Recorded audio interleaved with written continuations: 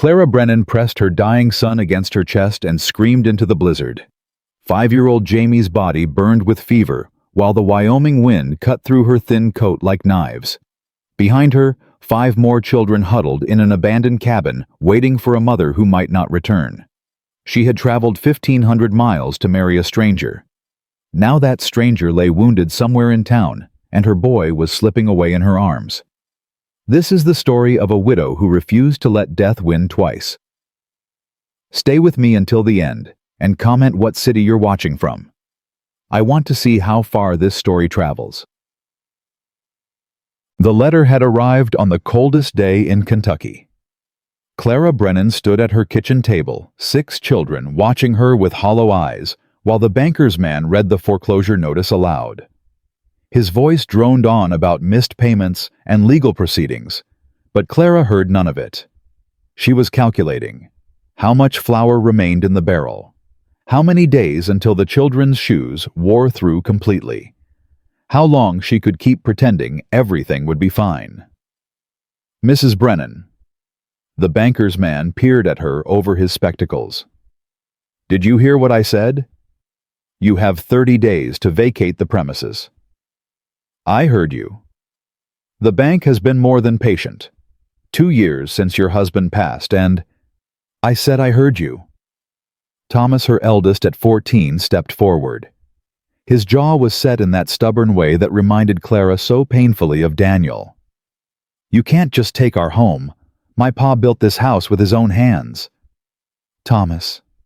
Clara's voice was quiet but firm. Take your brothers and sisters outside.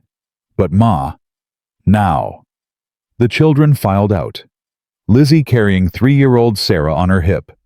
Will dragging his feet in silent protest. Mary clutching her rag doll like a lifeline, and little Jamie bouncing despite everything, because he was too young to understand that their world was ending. When the door closed, Clara turned to face the banker's man fully. Mr. Patterson, I've paid what I could when I could. The fever took my husband and nearly took my children. I've sold everything of value. The silver, Daniel's tools, my mother's wedding ring. I'm aware of your circumstances, ma'am, but the bank. Clara's laugh was bitter. Victor Ashford's bank. The same Victor Ashford who offered to forgive our debt if I'd become his wife. Patterson's face reddened. I wouldn't know anything about that. No, I'm sure you wouldn't. Clara walked to the window watching her children in the yard. Thomas had lifted Jamie onto his shoulders. Lizzie was braiding Mary's hair. Will was throwing rocks at a fence post, his throws getting harder and angrier with each one. 30 days, you said? Yes, ma'am.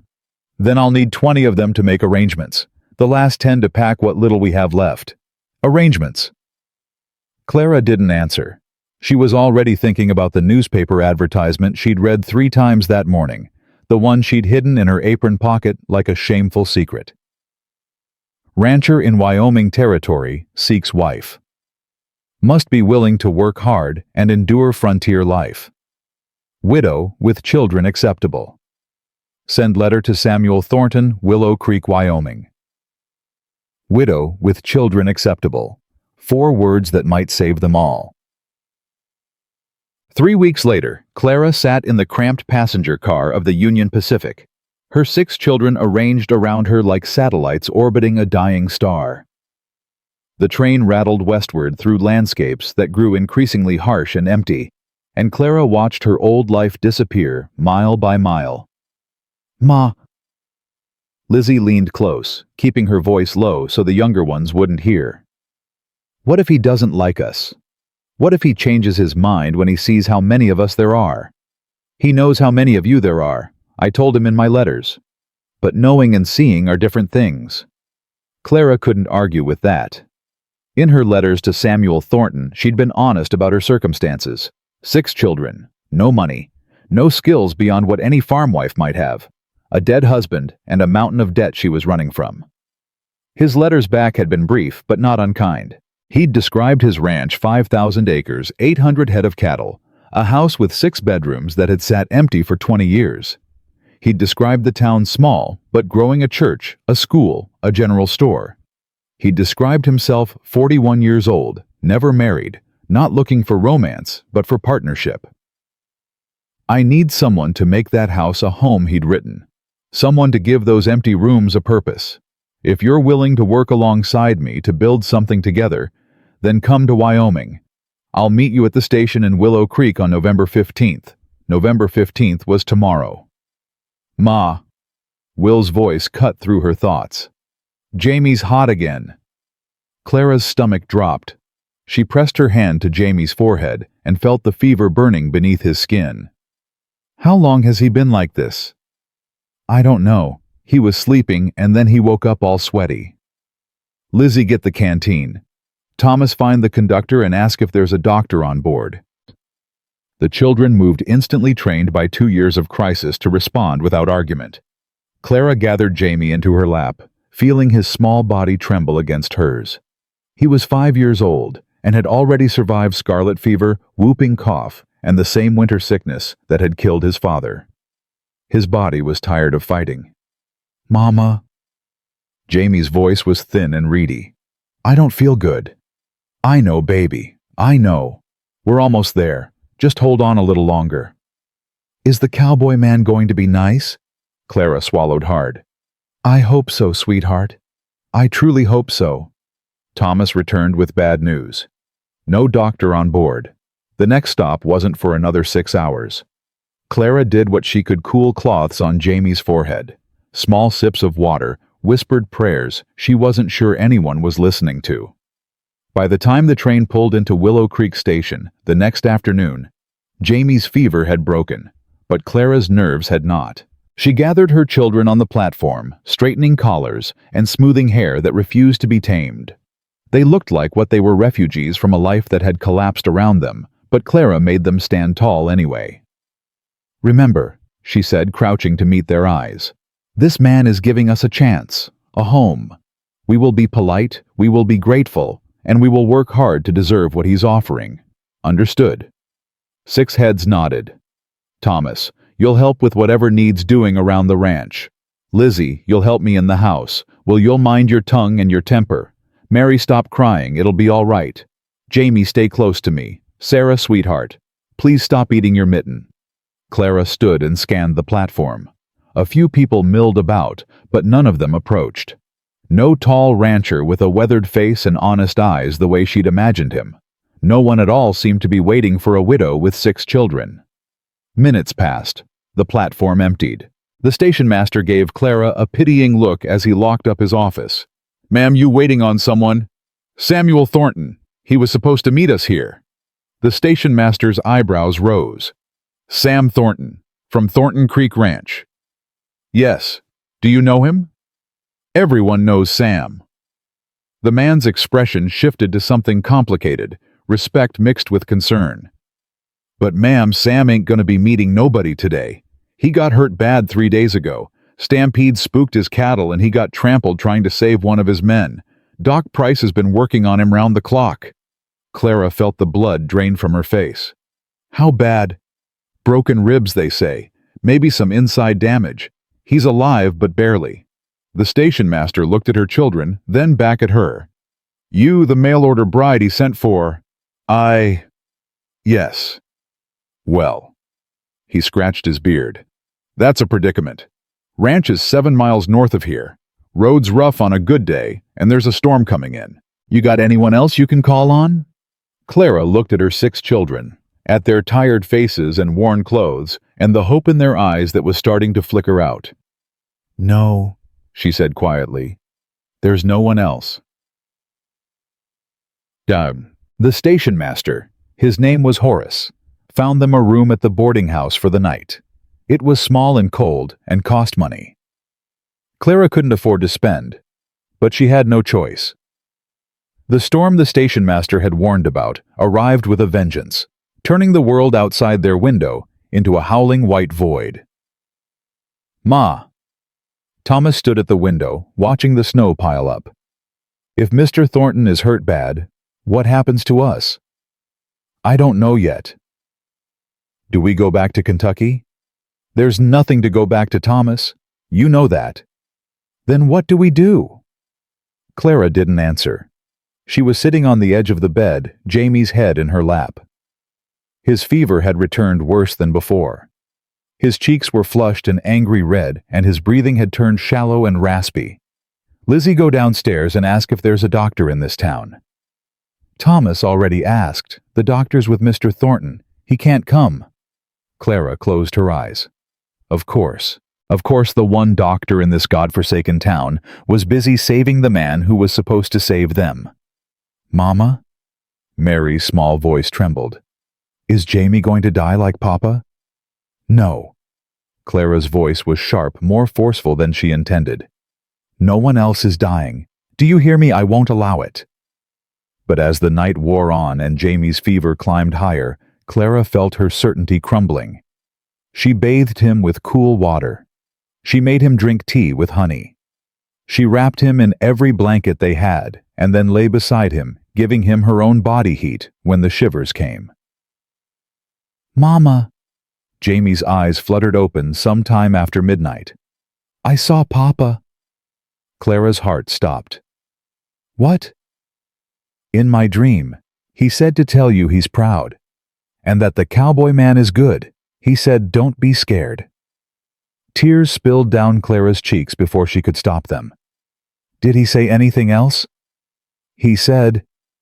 Jamie's brow furrowed with concentration. He said home isn't a place. It's the people you love. Clara pulled her son closer and wept.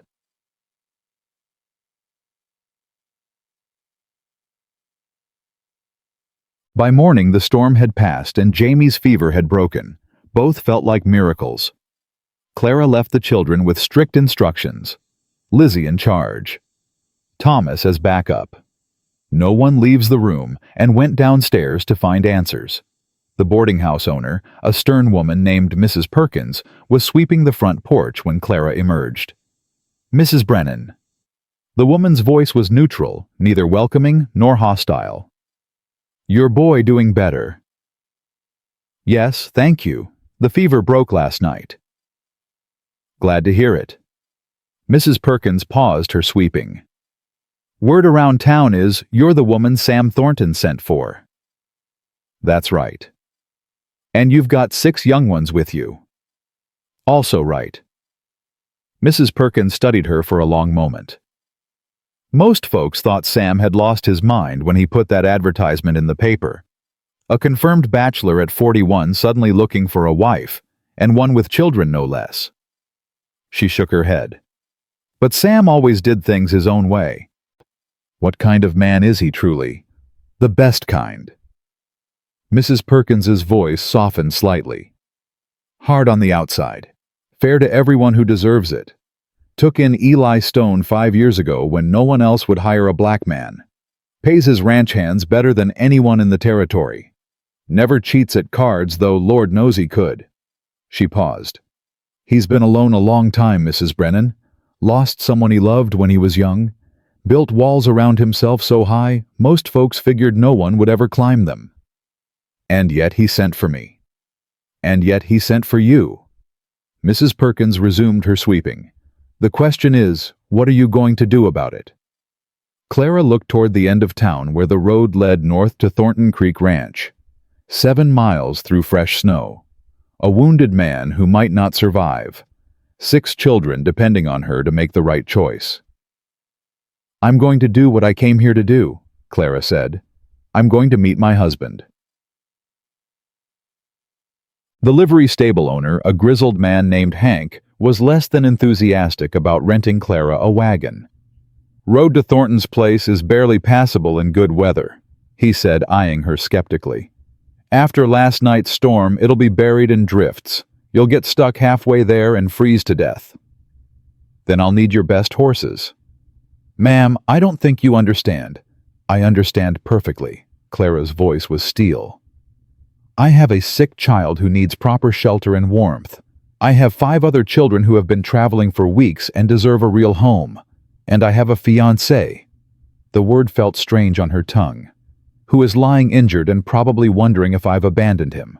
I am going to that ranch today, Mr. Hank, just Hank. Mr. Hank, I am going to that ranch today. You can help me get there safely, or you can watch me try to walk. Either way, I'm going." Hank stared at her for a long moment. Then slowly a grin spread across his weathered face. "Sam always said he wanted a woman with backbone. Looks like he found one."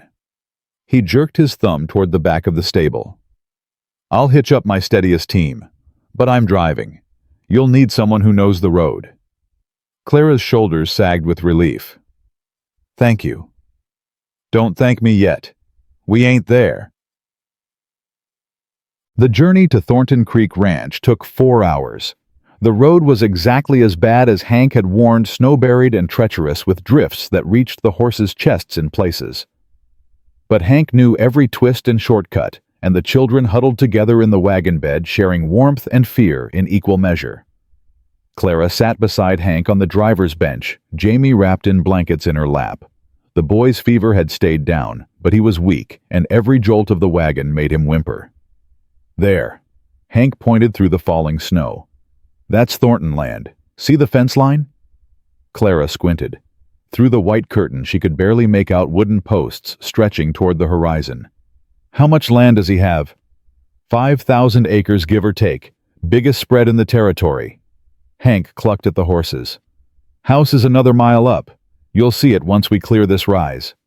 The house, when it finally appeared, stole Clara's breath. It was larger than she'd imagined.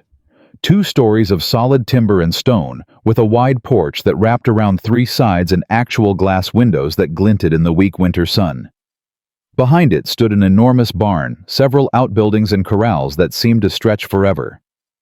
This was no struggling homestead. This was an empire. "Intimidating, ain't it?" Hank said, reading her expression. "Sam built most of it himself first 10 years he was here. Man works harder than any 3 men I know."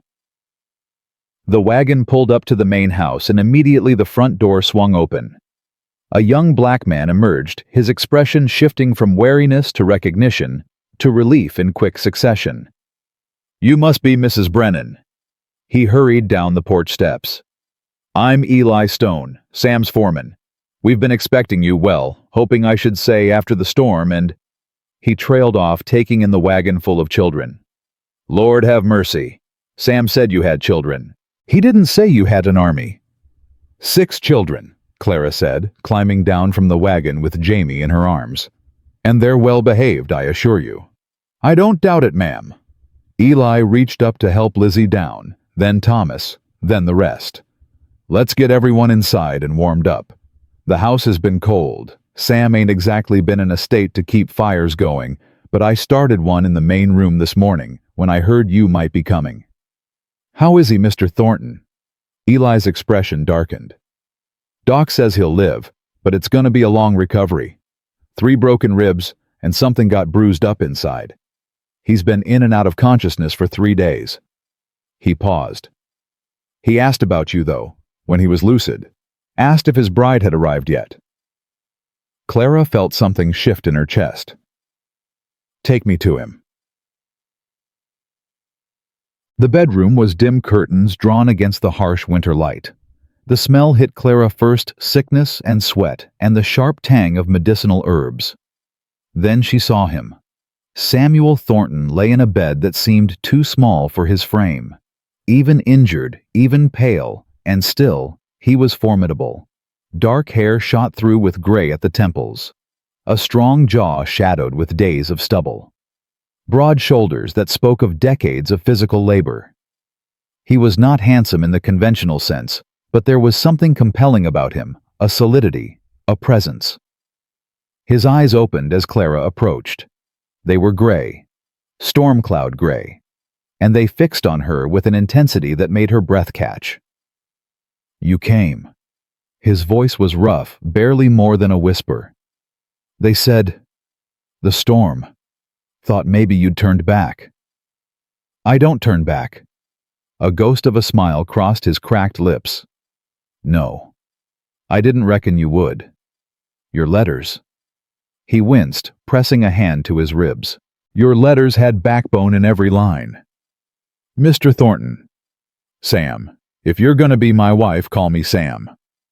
Sam. The name felt strange and intimate on her tongue. "You need rest. We can talk later. Need to say this now.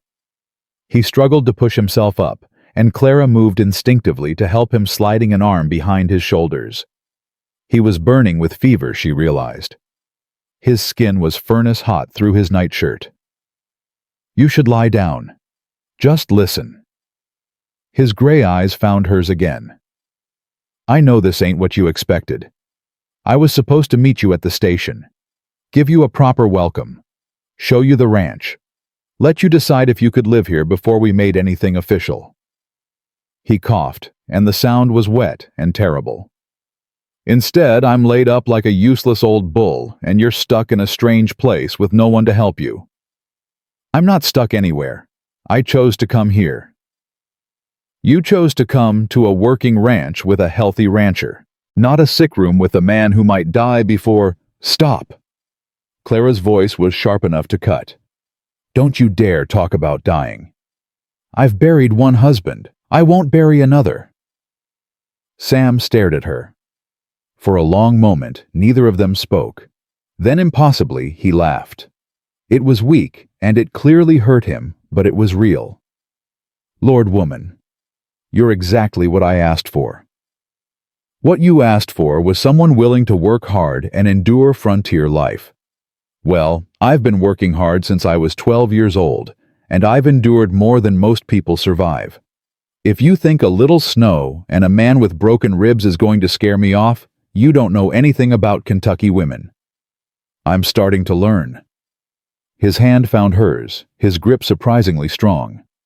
Your children. Are they all right?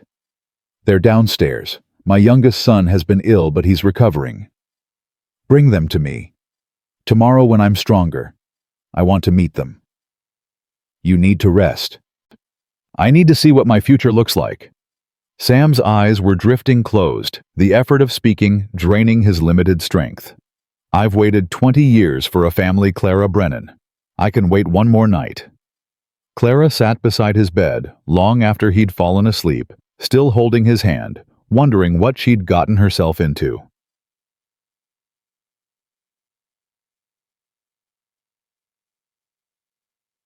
Downstairs, controlled chaos reigned. Eli had built up the fire until the main room blazed with warmth. The children had spread out across the space, Thomas examining the rifle rack on the wall. Lizzie exploring the kitchen. Will and Mary playing some complicated game involving 2 chairs and an imaginary horse, Jamie sleeping on a worn sofa, and Sarah toddling after Eli like a duckling following its mother. Mrs. Brennan? Eli looked up as Clara descended the stairs. How's Sam? Sleeping. His fever is high. Doc's been coming twice a day. He says as long as the fever doesn't get worse, Sam should pull through. Eli hesitated. But it's going to be weeks before he's on his feet. Maybe longer. Clara surveyed the room, the dust on the furniture, the bare walls, the sense of a house that had been occupied but never truly lived in. Then we'd better get to work. This place needs a woman's touch, and I've got 5 able-bodied helpers. Ma, Thomas appeared at her elbow. There's someone at the door. Before Clara could respond, the door swung open and a woman swept in. She was perhaps 60, silver-haired, and sharp-eyed, wrapped in a fur coat that probably cost more than everything Clara had ever owned combined. So, the woman's gaze swept the room, taking in the children, the mess, the stranger standing in Samuel Thornton's house. The mail-order bride actually came. Mrs. Crawford. Eli's voice held a warning note. This isn't the best time. Nonsense. It's the perfect time. The woman, Mrs. Crawford, walked a slow circle around Clara, examining her the way one might examine livestock at market. Thinner than I expected. And younger. How old are you, girl? 34, ma'am, and I'm not a girl. No, I don't suppose you are. Mrs. Crawford's eyes landed on Thomas, who had positioned himself protectively near his mother. That one has fire. Good. He'll need it out here. With respect, ma'am, I don't know who you are or why you're in this house.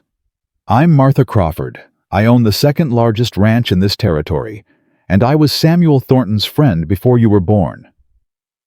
Her voice could have frozen the Missouri River. "When I heard he'd sent away for a wife, a widow with 6 children, no less, I told him he'd lost his mind. Now here you are, moved into his house, while he lies upstairs half dead, and I'm supposed to believe you're not some fortune hunter who smelled money." Clara felt her children drawing closer, felt Thomas's hand on her arm, felt Lizzie's anxious gaze on her back. These were the people she'd have to live among. This woman could make her life heaven or hell. But Clara Brennan hadn't walked through fire to be intimidated by a rich woman with a sharp tongue. "Mrs. Crawford," Clara's voice was steady as stone, "I came to this territory with $6.47 to my name. I came because a man I'd never met offered me and my children a home when no one else would. I came because I'm 34 years old, and my husband is dead, and my children need stability, and I was too proud to beg, and too stubborn to give up." She took a step toward the older woman, meeting those sharp eyes without flinching.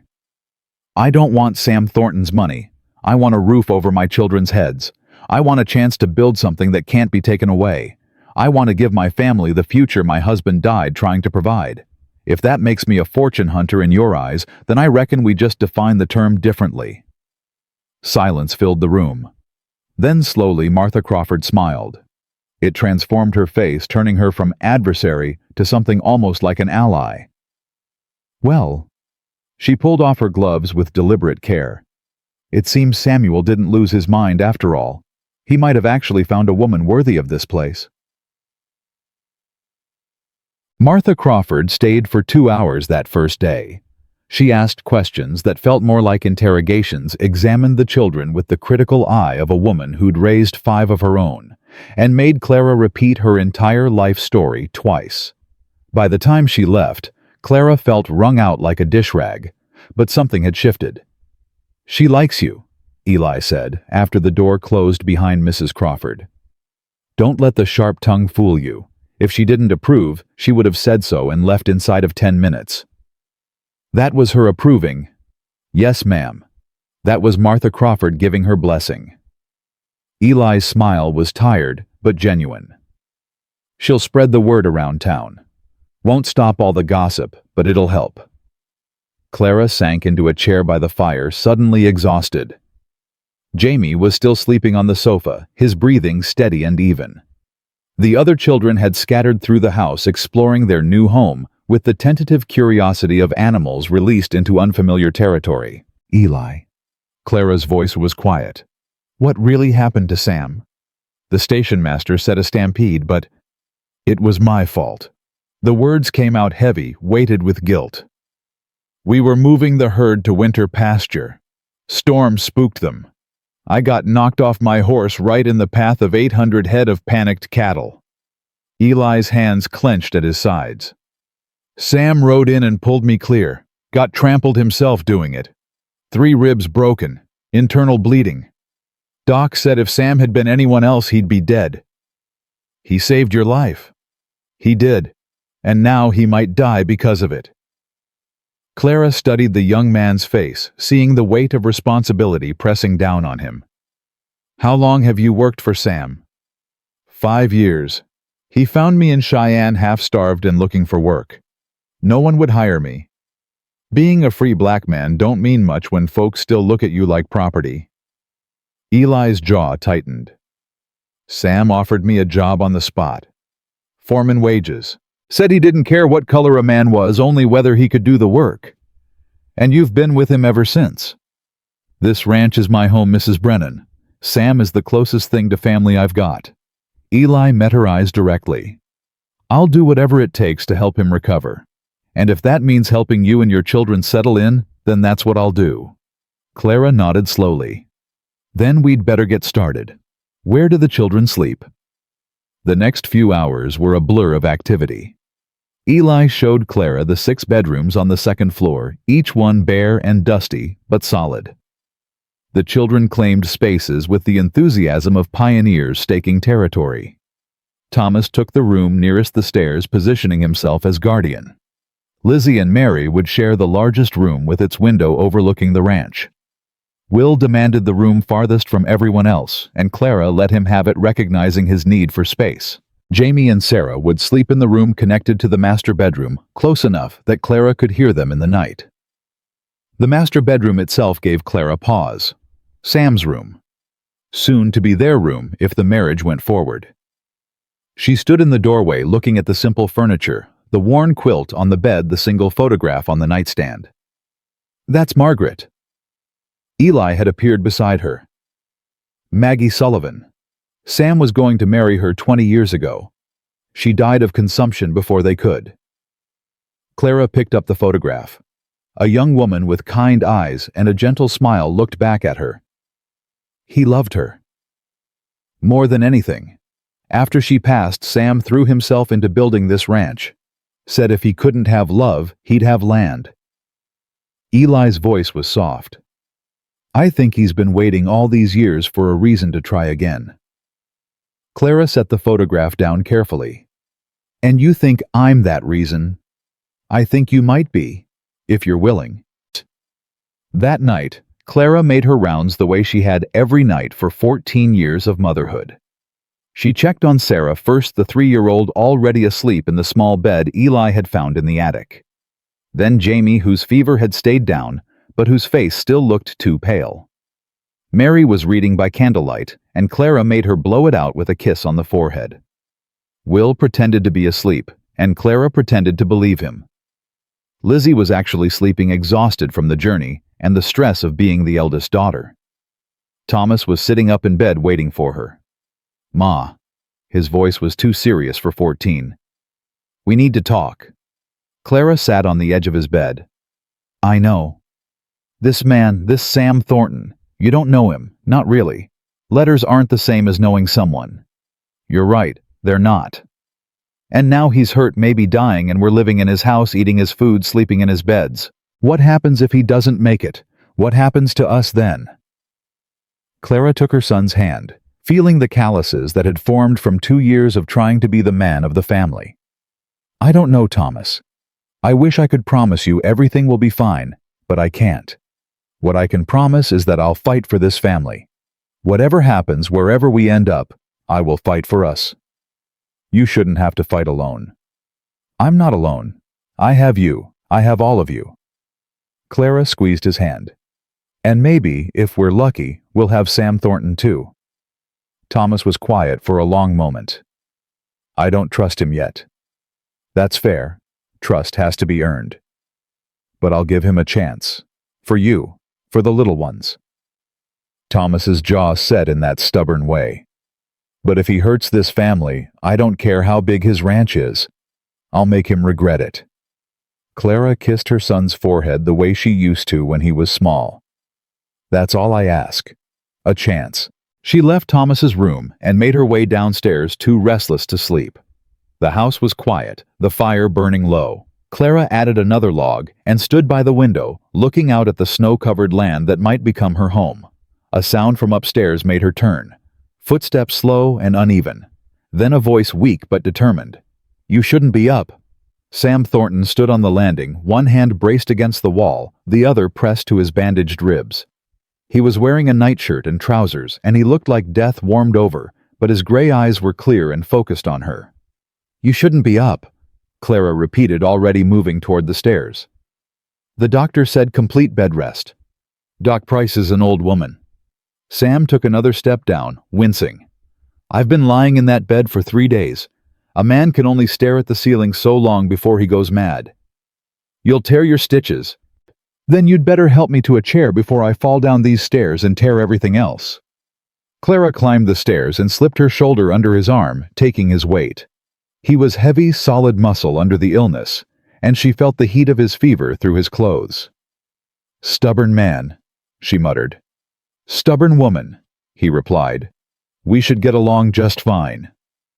They made it to the main room where Clara deposited Sam in the large chair by the fire. He sat back with a groan, closing his eyes, and she saw sweat beading on his forehead from the effort. "That was stupid," she said. "Probably." He opened his eyes, and there was something almost like humor in them. "But I wanted to see my house. See what you've done with it." We've been here half a day. I haven't had time to do anything. You've done plenty. Sam's gaze moved around the room, taking in the small changes. The children's coats hung by the door. A pair of tiny mittens drying by the fire. A rag doll left on the sofa. Signs of life in a house that had been empty for too long. It already feels different. Warmer. Clara sat in the chair across from him, studying his face in the firelight. You took a terrible risk saving Eli. You could have died. Eli's my family. Only family I've had for years. Sam's voice was matter-of-fact. A man doesn't let his family die if he can help it. And now you have more family. 6 children you've never met and a wife you've only known through letters. Scared yet? Terrified, Clara admitted. But I don't have the luxury of letting fear stop me. Sam nodded slowly. Tell me about them. Your children. The letters said names and ages, but that's just facts. Tell me who they are. So Clara told him. She told him about Thomas, who had tried to be the man of the house since Daniel died, who worked too hard and worried too much and needed a father figure, even though he'd deny it with his last breath. She told him about Lizzie the dreamer, who read every book she could get her hands on and wanted to see the world beyond Kentucky. She told him about Will, her wild one who got into fights and caused trouble, but had a heart bigger than his 10-year-old body could contain. She told him about Mary, the sensitive one who still cried for her father every night and who needed gentleness above all else. She told him about Jamie, who had almost died 3 times and still laughed more than any child she'd ever known. And she told him about Sarah, her baby, who barely remembered Daniel and who desperately needed a father to remember. Sam listened without interrupting. When Clara finished, he was quiet for a long moment. Daniel, he said finally. Your husband. What was he like? Good. Clara's voice caught slightly. He was good. Not perfect, but good. He worked hard. He loved his children. He never raised his hand to any of us, not once. He used to sing while he worked old Irish songs his mother taught him. She wiped at her eyes, embarrassed. He died trying to save our farm. The fever took him, but it was the debt that killed him, really. He worked himself to exhaustion trying to keep us afloat, and when the sickness came, he was too worn down to fight it. I'm sorry. Don't be. He gave me 14 years and 6 beautiful children. More than some women get in a lifetime. Clara straightened her shoulders. I won't pretend I've stopped loving him, Sam. I won't pretend you're replacing him.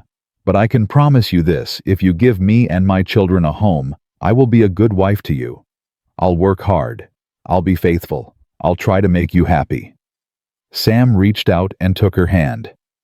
His grip was weak but warm. I don't need you to stop loving your husband, Clara. Love isn't a finite thing. It doesn't run out.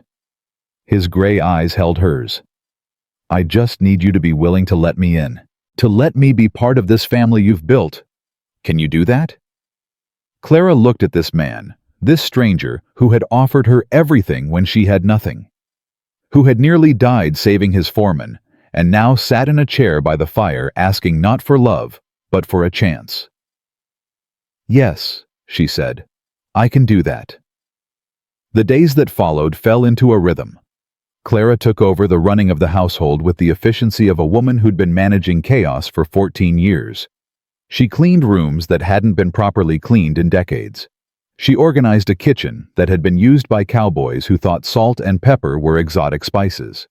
She made the house into a home one small change at a time.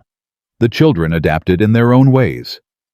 Thomas threw himself into ranch work, following Eli around like a shadow, learning everything he could about cattle and horses and the hard realities of frontier life. Lizzie took over the kitchen garden, planning, sketching elaborate designs for what they would plant come spring.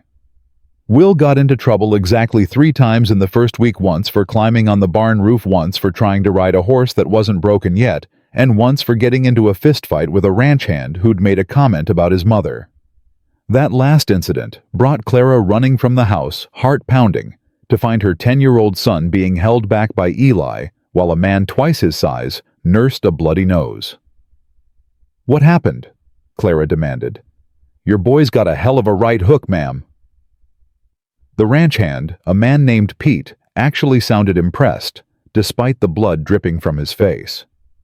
"I may have said something I shouldn't have, about you being a mail-order bride." The kid took offense.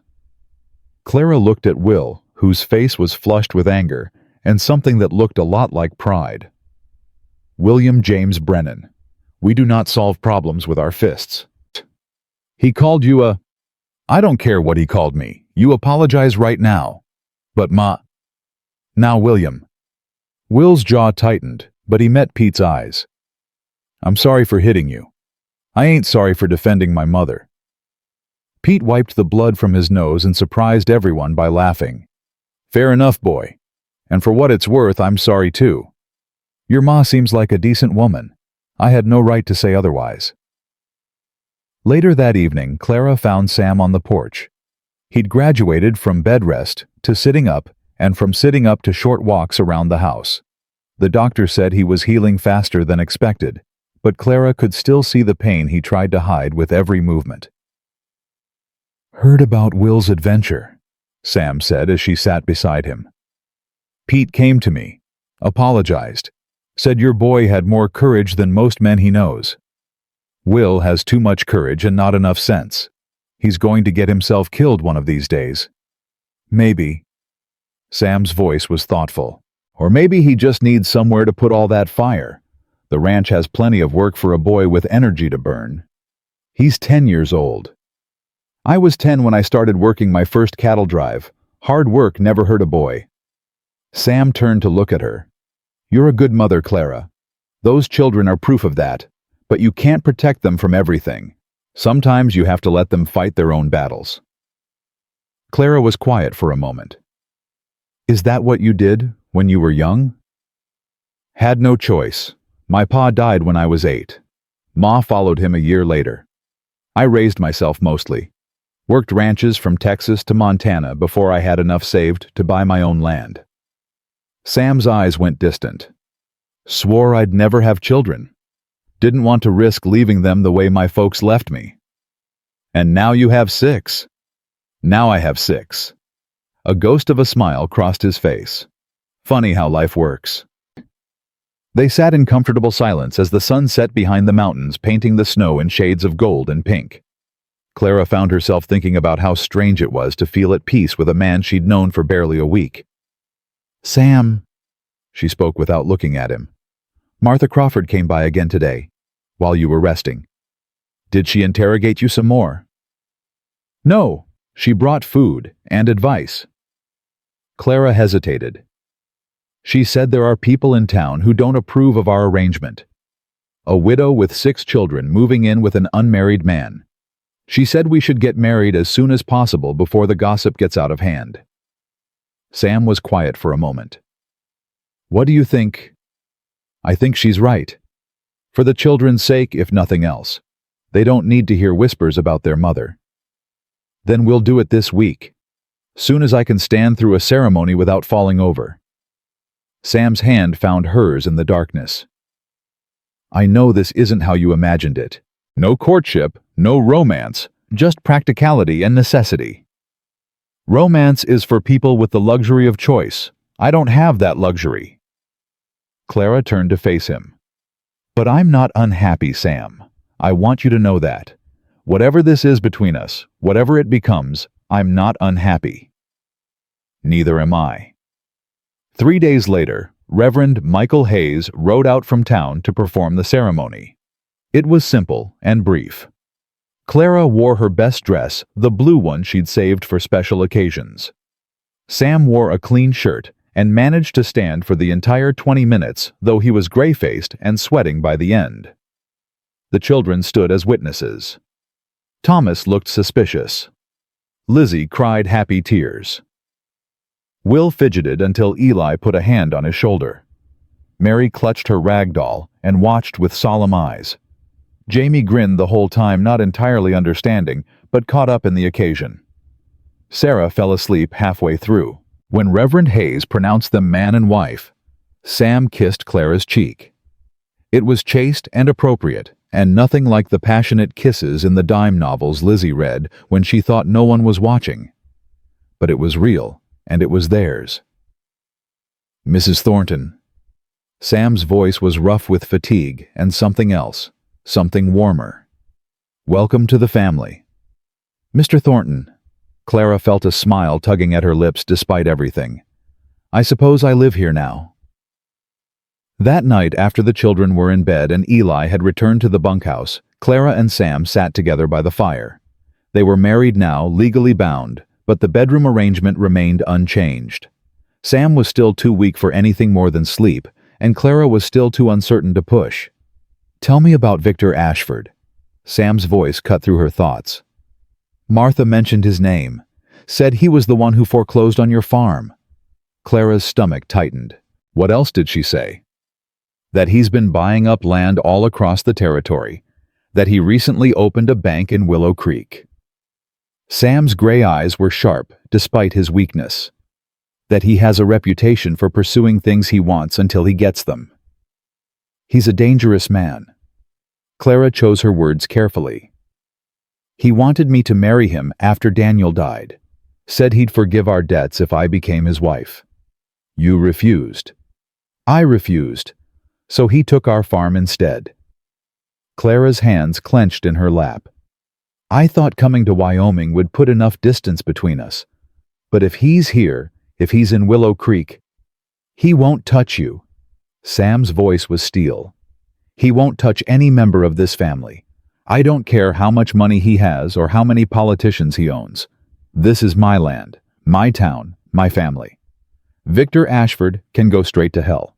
Clara looked at this man, her husband, who could barely walk across a room, but spoke with the authority of someone who'd never backed down from a fight. You don't know him, Sam. You don't know what he's capable of. I know men like him. I've been dealing with them my whole life. Sam reached out and took her hand. You're not alone anymore, Clara. Whatever comes, we face it together. For the first time in 2 years, Clara allowed herself to believe it might be true. The next morning brought trouble in the form of an official-looking letter delivered by a nervous young man on horseback. From the bank in town, ma'am. The messenger couldn't meet Clara's eyes. Mr. Ashford asked me to deliver it personally. Clara's blood ran cold, but she kept her voice steady. Thank you. You may go. She waited until the messenger had ridden away before opening the letter. The words blurred and swam before her eyes, but the message was clear enough. Dear Mrs. Thornton, please accept my congratulations on your recent marriage. I was surprised to learn that you had left Kentucky without settling our business affairs. There is still the matter of the outstanding balance on your late husband's debts, which I'm afraid followed you to Wyoming. I would be pleased to discuss repayment options at your earliest convenience. My office is located above the Willow Creek Bank. I look forward to renewing our acquaintance. Your servant, Victor Mason Ashford. Clara read the letter 3 times, feeling sicker with each pass. The debt. Daniel's debt. She had assumed it died with the foreclosure that taking the farm had settled the balance. But of course, Victor wouldn't let her go that easily. Ma. Thomas appeared in the doorway, his face concerned. You look pale. What's wrong? Nothing. Clara folded the letter quickly. Ranch business. Nothing for you to worry about. But Thomas wasn't fooled. He never was. Is it that man, the one from Kentucky? Clara should have known she couldn't keep secrets from her eldest. How did you know about Victor Ashford? I'm 14, not stupid. I heard things, after Pa died when that man kept coming around. Thomas's young face hardened. He scared you, I could tell. He's here, Thomas, in Willow Creek. He's opened a bank. Thomas was quiet for a moment. Then, with the calm determination that made him seem so much older than his years, he said, Does Sam know? I told him last night, before this letter came. Then tell him about this, too. Show him the letter. Thomas stepped forward and put a hand on his mother's arm. You married him, so we'd have someone to help carry the weight. Let him help Ma. You don't have to do this alone anymore. Clara looked at her son, this boy, who had been forced to grow up too fast, who had carried burdens no child should carry, who still somehow managed to see the situation more clearly than she could. "When did you get so wise?" "I learned from watching you." Clara found Sam in the study going over ranch accounts, despite the doctor's orders to rest. He looked up when she entered, and his expression shifted immediately when he saw her face. "What happened?" She handed him the letter without speaking. Sam read it once, twice.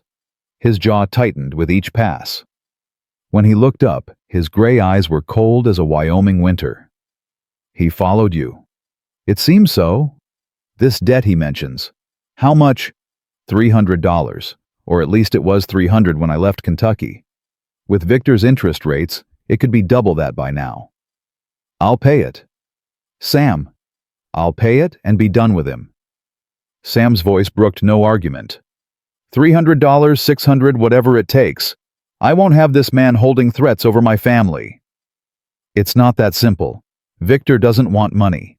He wants... Clara stopped, heat rising to her cheeks. "He wants you." Sam said it flatly, like a statement of fact. "That's what this is about. The debt is just an excuse." "Yes." Sam was quiet for a long moment. Then he stood slowly and carefully and crossed to where Clara stood. He was still weak, still healing, but in that moment he seemed larger than life. "Listen to me, Clara Thornton. You are my wife. Those children are my children now. This ranch, this land, this life, it belongs to all of us together." He cupped her face in his hands, his grip gentle but firm. "Victor Ashford can send all the letters he wants. He can threaten and scheme and play his games. But he will not take what's mine. Not now. Not ever." Clara felt tears prickling at her eyes. "You can't fight him, Sam. You can barely stand." "Then I'll fight him sitting down." A hint of dark humor crossed his face. "Wouldn't be the first time I faced a snake from a chair." Despite everything, Clara laughed. It came out watery and broken, but it was real. "You're a stubborn man, Samuel Thornton. Matched well with a stubborn woman." Sam pulled her closer, resting his forehead against hers. "We'll get through this. Together." That word again. Together. Clara was beginning to think it might be the most powerful word in any language. The days passed, and winter deepened its grip on the Wyoming territory.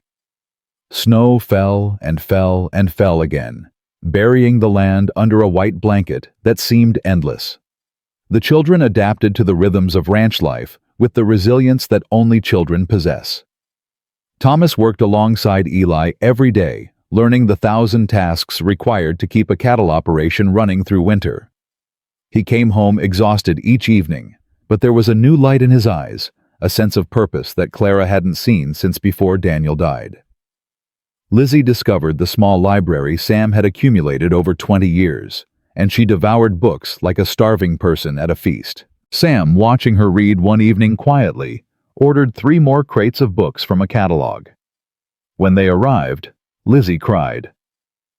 Will's energy found an outlet in the endless physical work of ranch life. He chopped wood and hauled water and helped break ice in the horse troughs each morning. He still got into trouble, but less often, and the ranch hands stopped seeing him as a nuisance and started seeing him as a help. Mary blossomed under the attention of Eli, who seemed to understand her sensitive nature without being told. He let her help feed the barn cats, showed her where the best wildflowers would grow come spring, and told her stories about his own childhood that made her laugh instead of cry. Jamie recovered fully from his fever and became Sam's shadow. The boy followed the rancher everywhere his healing body could manage, asking endless questions about cattle and horses and how things worked. Sam answered every question with patience Clara hadn't expected, and Sarah. Little Sarah, who had been afraid of everyone and everything, crawled into Sam's lap one evening without being invited and fell asleep there. Sam looked at Clara over the child's head with an expression that said more than words ever could. They were becoming a family. Against all odds, against all logic, they were becoming whole. But Victor Ashford had not forgotten them, And the storm he was gathering would make the Wyoming winter look gentle by comparison. The letter from Victor Ashford was only the beginning. 2 weeks after the wedding, Clara rode into town with Lizzie to pick up supplies from Crawford's general store. The trip should have been simple. It was anything but. They were loading flour into the wagon when a voice cut through the cold morning air. A voice Clara had hoped never to hear again. Mrs. Brennan, or should I say, Mrs. Thornton, now. Clara's hands froze on the flour sack. She turned slowly, keeping her body between Victor and Lizzie. He stood on the boardwalk outside the bank, immaculately dressed in a dark suit that cost more than most ranchers made in a year. His smile was the same one she remembered from Kentucky, polished, predatory. "Mr. Ashford." Clara's voice was steady despite the ice in her veins. "I received your letter. And yet you didn't come to see me." Victor descended the steps with deliberate grace. "I'm wounded, Clara, after everything we meant to each other." "We meant nothing to each other.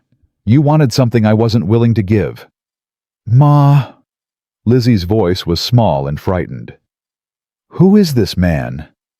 Victor's eyes shifted to the girl, and Clara felt her protective instincts flare white-hot. "This must be one of your lovely daughters. Elizabeth, isn't it? I remember seeing her at your husband's funeral." "Don't speak to her." Clara stepped fully in front of Lizzie. "Don't look at her. Whatever business you have is with me." Such fire. Victor's smile widened. "That's what I always admired about you, Clara. That spirit. Daniel never deserved you, you know. A simple farmer with simple ambitions. You were meant for greater things." "I was meant for exactly the life I chose. First with Daniel, now with Sam." "Ah, yes. The wounded rancher." Victor's tone dripped with false sympathy. "I heard about his accident. Tragic, really. A man his age broken and bedridden. One has to wonder if he'll ever fully recover." Clara's hands clenched into fists.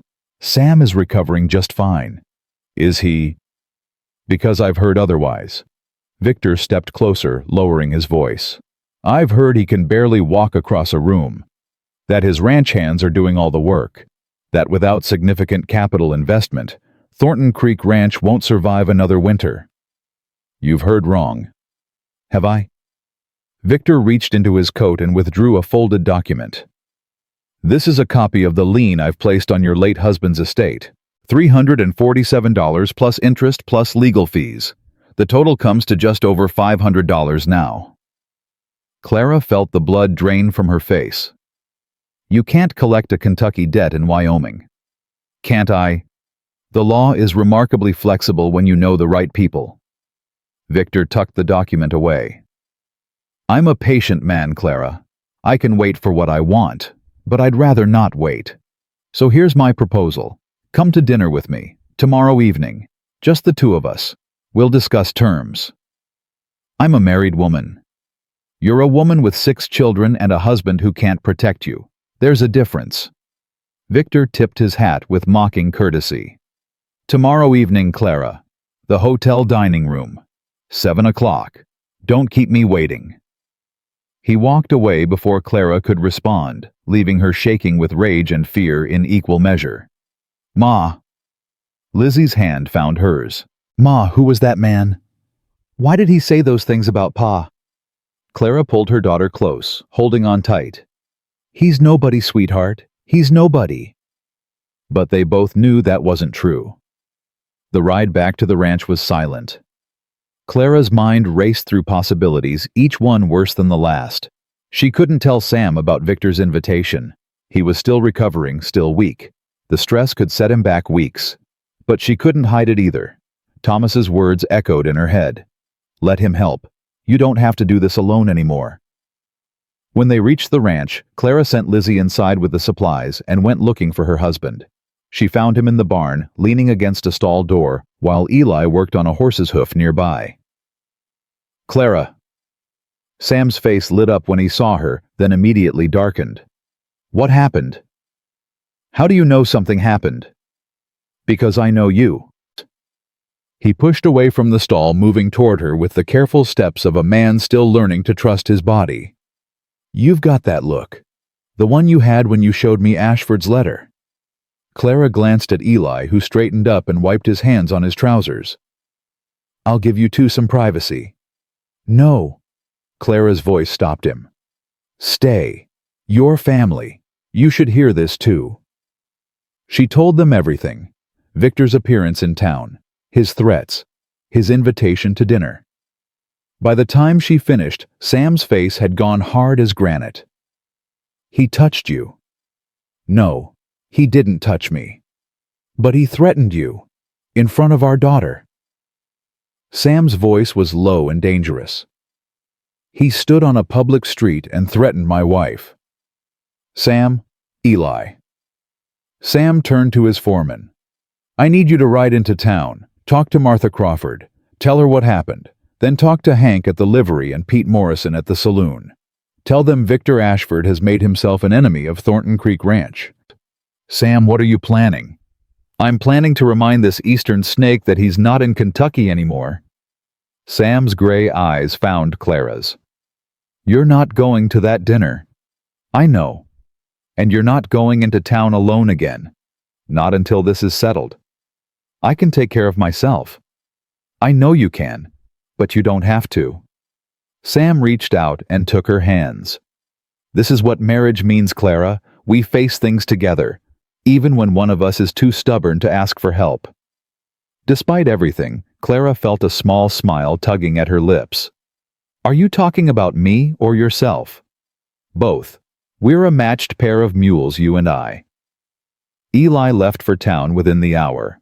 Sam spent the rest of the afternoon in the study, writing letters and making plans that he wouldn't share with Clara, no matter how many times she asked. The children sensed the tension and stayed quiet, even Will subdued by the storm clouds gathering over the household. That evening after dinner, Thomas cornered Clara in the kitchen. "It's that man from Kentucky, isn't it? The one who took our farm." Clara didn't see any point in lying. "Yes." "What does he want?" "Nothing you need to worry about." "Ma." Thomas's voice was firm. "I'm 14. I'm old enough to know what's happening to this family." Clara looked at her son, really looked at him. Somewhere in the past 2 years, he'd grown into someone she barely recognized. Taller than her now, broader in the shoulders, with Daniel's stubborn jaw and her own fierce eyes. "He wants to use our debt as leverage," Clara said finally. "He wants me to spend time with him, to leave Sam." Thomas's expression went cold in a way that frightened her. "He wants you to be his mistress." "Thomas." "That's what it means, Ma. I'm not a child. I understand what men like him want." Thomas's hands clenched at his sides. "Does Sam know?" "Yes." "What's he going to do about it?" "I don't know yet. He's planning something." Thomas nodded slowly. "Good. Because if Sam doesn't handle this, I will."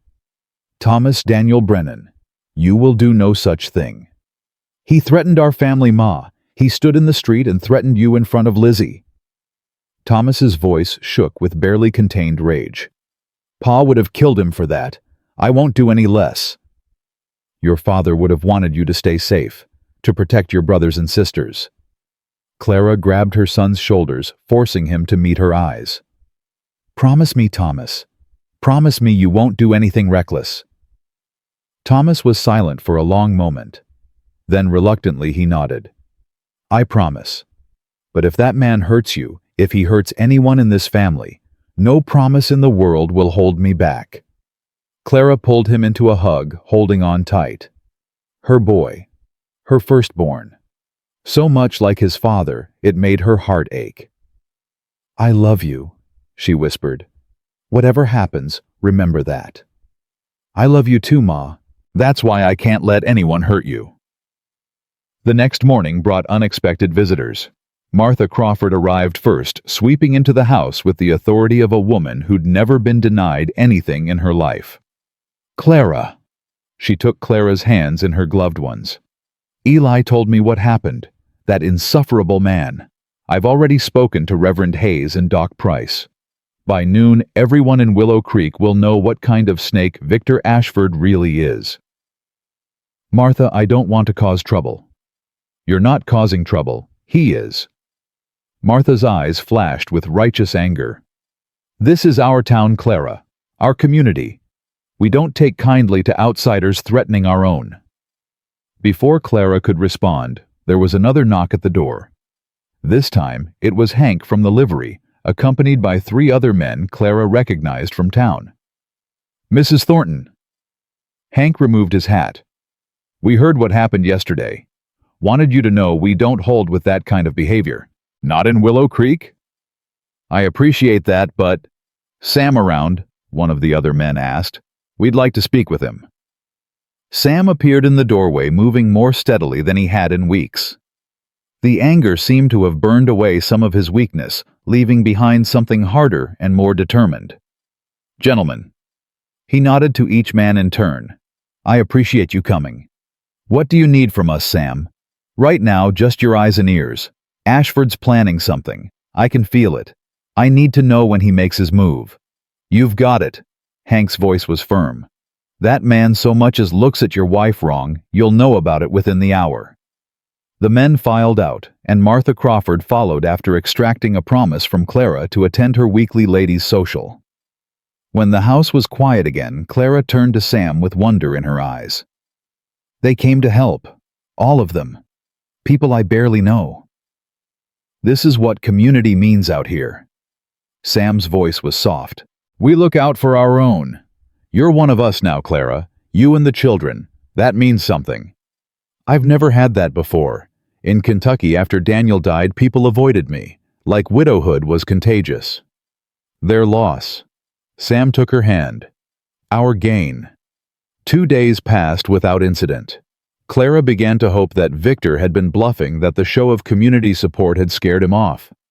But on the 3rd day, everything changed. It started with Will bursting through the front door, breathless and terrified. Mama, come quick. There's men at the north fence line. They're cutting our wire. Clara ran to find Sam, who was already pulling on his coat, despite the pain it clearly caused him. Stay here, he ordered. Keep the children inside. Sam, you can barely... I said stay here. His voice was sharp, commanding. Eli! The foreman appeared within seconds, rifle in hand. I saw them from the bunkhouse. 6 men, maybe 7. They've got wire cutters and they're working fast. Get the other hands. We're riding out. Sam. Clara grabbed his arm. Your ribs. The doctor said... The doctor isn't here. Sam's gray eyes met hers, and she saw something she hadn't seen before. Fear. Not for himself, but for her. For the children. For everything they'd built together. If they cut that fence line, our cattle will scatter across half the territory. We'll lose everything. Then let me come with you. No. I can shoot. Daniel taught me. I know you can. Sam's voice softened slightly. But I need you here. Protecting the children. If this is a diversion, if Ashford's real target is the house... He didn't finish the sentence. He didn't have to. Clara understood. She was the one Victor wanted. The ranch, the cattle, the fence lines. They were just means to an end. Victor was trying to draw Sam away from the house. Go, she said. I'll handle things here. Sam kissed her quick and fierce. I love you, Clara Thornton. I love you too. Now go save our cattle. She watched him ride out with Eli and 3 other ranch hands, then turned to find Thomas standing behind her with Daniel's old rifle in his hands. I found it in the attic, he said before she could ask. Cleaned and loaded, just in case. Clara should have told him to put it away. Should have reminded him that he was 14 years old and had no business holding a weapon. But she looked at her son's face, saw the determination there, and remembered what it felt like to be young and desperate to protect the people you loved. Stay inside, she said. Keep your brothers and sisters in the back bedroom. Don't open the door for anyone unless it's me or Sam. What about you? I'll be watching from the front.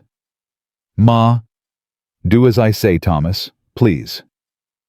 He went gathering the younger children with quiet efficiency. Clara watched them disappear down the hallway, then turned to face the front door. The wait was agony. Every creak of the house, every gust of wind sent her heart racing. She stood at the window with her own rifle, the one Sam had given her on their third day of marriage, and watched the road that led to town. An hour passed, then two. Clara was beginning to think it had been a false alarm when she heard hoofbeats approaching. Not from the north where Sam had ridden, from the south, from town. Clara's grip tightened on her rifle. She watched as a single rider emerged from the tree line, and her blood ran cold. Victor Ashford. He stopped his horse 50 yards from the house and dismounted with theatrical flourish. His smile was visible even at this distance. "Clara!"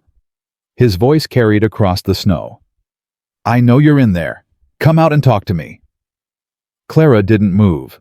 Her mind raced through possibilities. Sam was miles away. The ranch hands were with him. She was alone with 6 children and a rifle she'd only fired a handful of times. "I'm not leaving until we settle this," Victor called. "You can hide in there all day, but I'll still be here when that crippled husband of yours comes crawling back." "Ma." Thomas's voice came from behind her. "Let me stay with the children." "Ma, please." "I said stay with the children, Thomas." Clara's voice was steel. "No matter what happens, you do not come out of that room. Do you understand me?" Thomas's jaw clenched, but he nodded. "Yes, ma'am." Clara waited until she heard the bedroom door close. Then she took a deep breath, opened the front door, and stepped onto the porch. Victor's smile widened when he saw her. "There she is, the woman who broke my heart." "I never had your heart to break, Victor. You don't have one." Harsh words from a woman standing alone against the wind. Victor spread his hands. "Where's your husband, Clara? Where are all those townspeople who were supposed to protect you? Busy dealing with the men you sent to cut our fence line." "Clever, isn't it? Simple diversion. Draw away the defenders and walk right through the front door." Victor began walking toward the house. "You should have come to dinner when I asked. We could have resolved this like civilized people." Clara raised her rifle. "Stop right there." Victor stopped, but his smile didn't waver. "Are you going to shoot me, Clara? In cold blood, in front of your children?" "My children are inside where they can't see anything." "But they'll hear it, the gunshot. They'll hear it, and they'll live with that memory forever." Victor's voice dropped to something almost gentle. "I don't want to hurt you, Clara. I never did. I just want what should have been mine." "I was never yours." "You could have been. If Daniel had accepted my offer, if he'd taken the money I offered him to divorce you." Clara's blood turned to ice. "What? Oh, he didn't tell you." Victor's smile turned cruel. "I approached your husband 6 months before he died, offered him $500 to give you up, set you free as it were. He refused. Called me names I won't repeat in front of a lady, so I had to find other ways to get what I wanted." "You killed him." The words came out barely above a whisper. "You killed Daniel." "I didn't kill anyone. The fever killed him. I just made sure he was tired enough that his body couldn't fight it." Victor shrugged. "Extra work. Missed payments that forced him to take odd jobs. A loan here, a favor there. By the time the sickness came, he was worn down to nothing. Nature did the rest." Clara's hands shook so badly she could barely hold the rifle steady. "You murdered my husband." "I removed an obstacle. There's a difference." Something inside Clara snapped. Something that had been holding on by threads since Daniel died, since she'd lost her home, since she'd traveled 1,500 miles to marry a stranger just to survive. She pulled the trigger. The shot went wide, kicking up snow 3 feet from Victor's boots. But it wiped the smile off his face. "You missed." His voice had gone flat dangerous. "That was a warning." Clara's hands had stopped shaking. She felt eerily calm, like she was watching herself from outside her body. The next one won't miss. You don't have the stomach for murder, Clara. You killed my husband. You destroyed my family. You followed me across a continent because you couldn't accept that a woman had the audacity to refuse you. Clara's voice was low and hard. I have the stomach for whatever it takes to protect my children. Victor studied her for a long moment. Then slowly he reached into his coat. Clara's finger tightened on the trigger. Don't. I'm just getting a document. He withdrew a folded paper, holding it up. This is the original lien on your husband's estate, the only copy. If something were to happen to me, no one would be able to collect on Daniel's debts. Your children would be free. What are you saying? I'm saying we can end this right now. You come with me willingly, and I burn this paper. Your precious Sam can keep his ranch. Your children can have their stability. Everyone wins. Except me. You'd have everything you ever wanted, Clara. Money, security, a husband who adores you. A husband who murdered my first husband. A husband who threatened my children. A husband I would have to look at every day knowing what he really is. Clara shook her head slowly. There's not enough money in the world. Victor's face twisted with something ugly. Then you'll lose everything. I'll take this ranch piece by piece. I'll destroy Sam Thornton's reputation.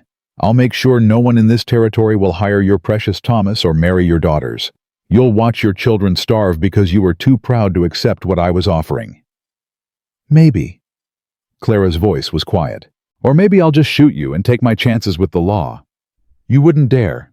Try me. They stood there in the snow, predator and prey hunter, and hunted while the Wyoming wind howled around them. Clara felt the cold seeping through her clothes, felt the weight of the rifle in her hands, felt the presence of her children hiding in the back room.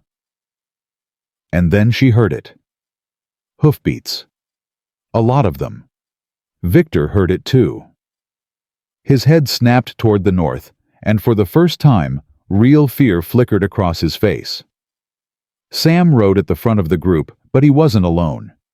Behind him came Eli and the ranch hands, but also Hank from the livery, and Pete Morrison, and at least a dozen other men from town. Martha Crawford's carriage brought up the rear, the older woman sitting ramrod straight, with a shotgun across her lap. It's over, Ashford. Sam's voice rang across the snow as he reined in his horse. We caught your men. They're singing like birds about who paid them to cut our fence lines. Victor took a step back, his composure cracking. You can't prove anything. Can't I? Sam dismounted slowly, carefully, but his eyes never left Victor. I've got 6 witnesses who say you paid them $50 each to destroy Thornton property. I've got a letter you wrote to a land speculator in Denver outlining your plans to acquire ranches across the territory through intimidation and fraud. And I've got a wife who just told me you confessed to killing her first husband. Victor's face went gray. She's lying. Clara doesn't lie. Sam stepped forward until he was standing between Victor and the house, his body a shield. You're done, Ashford.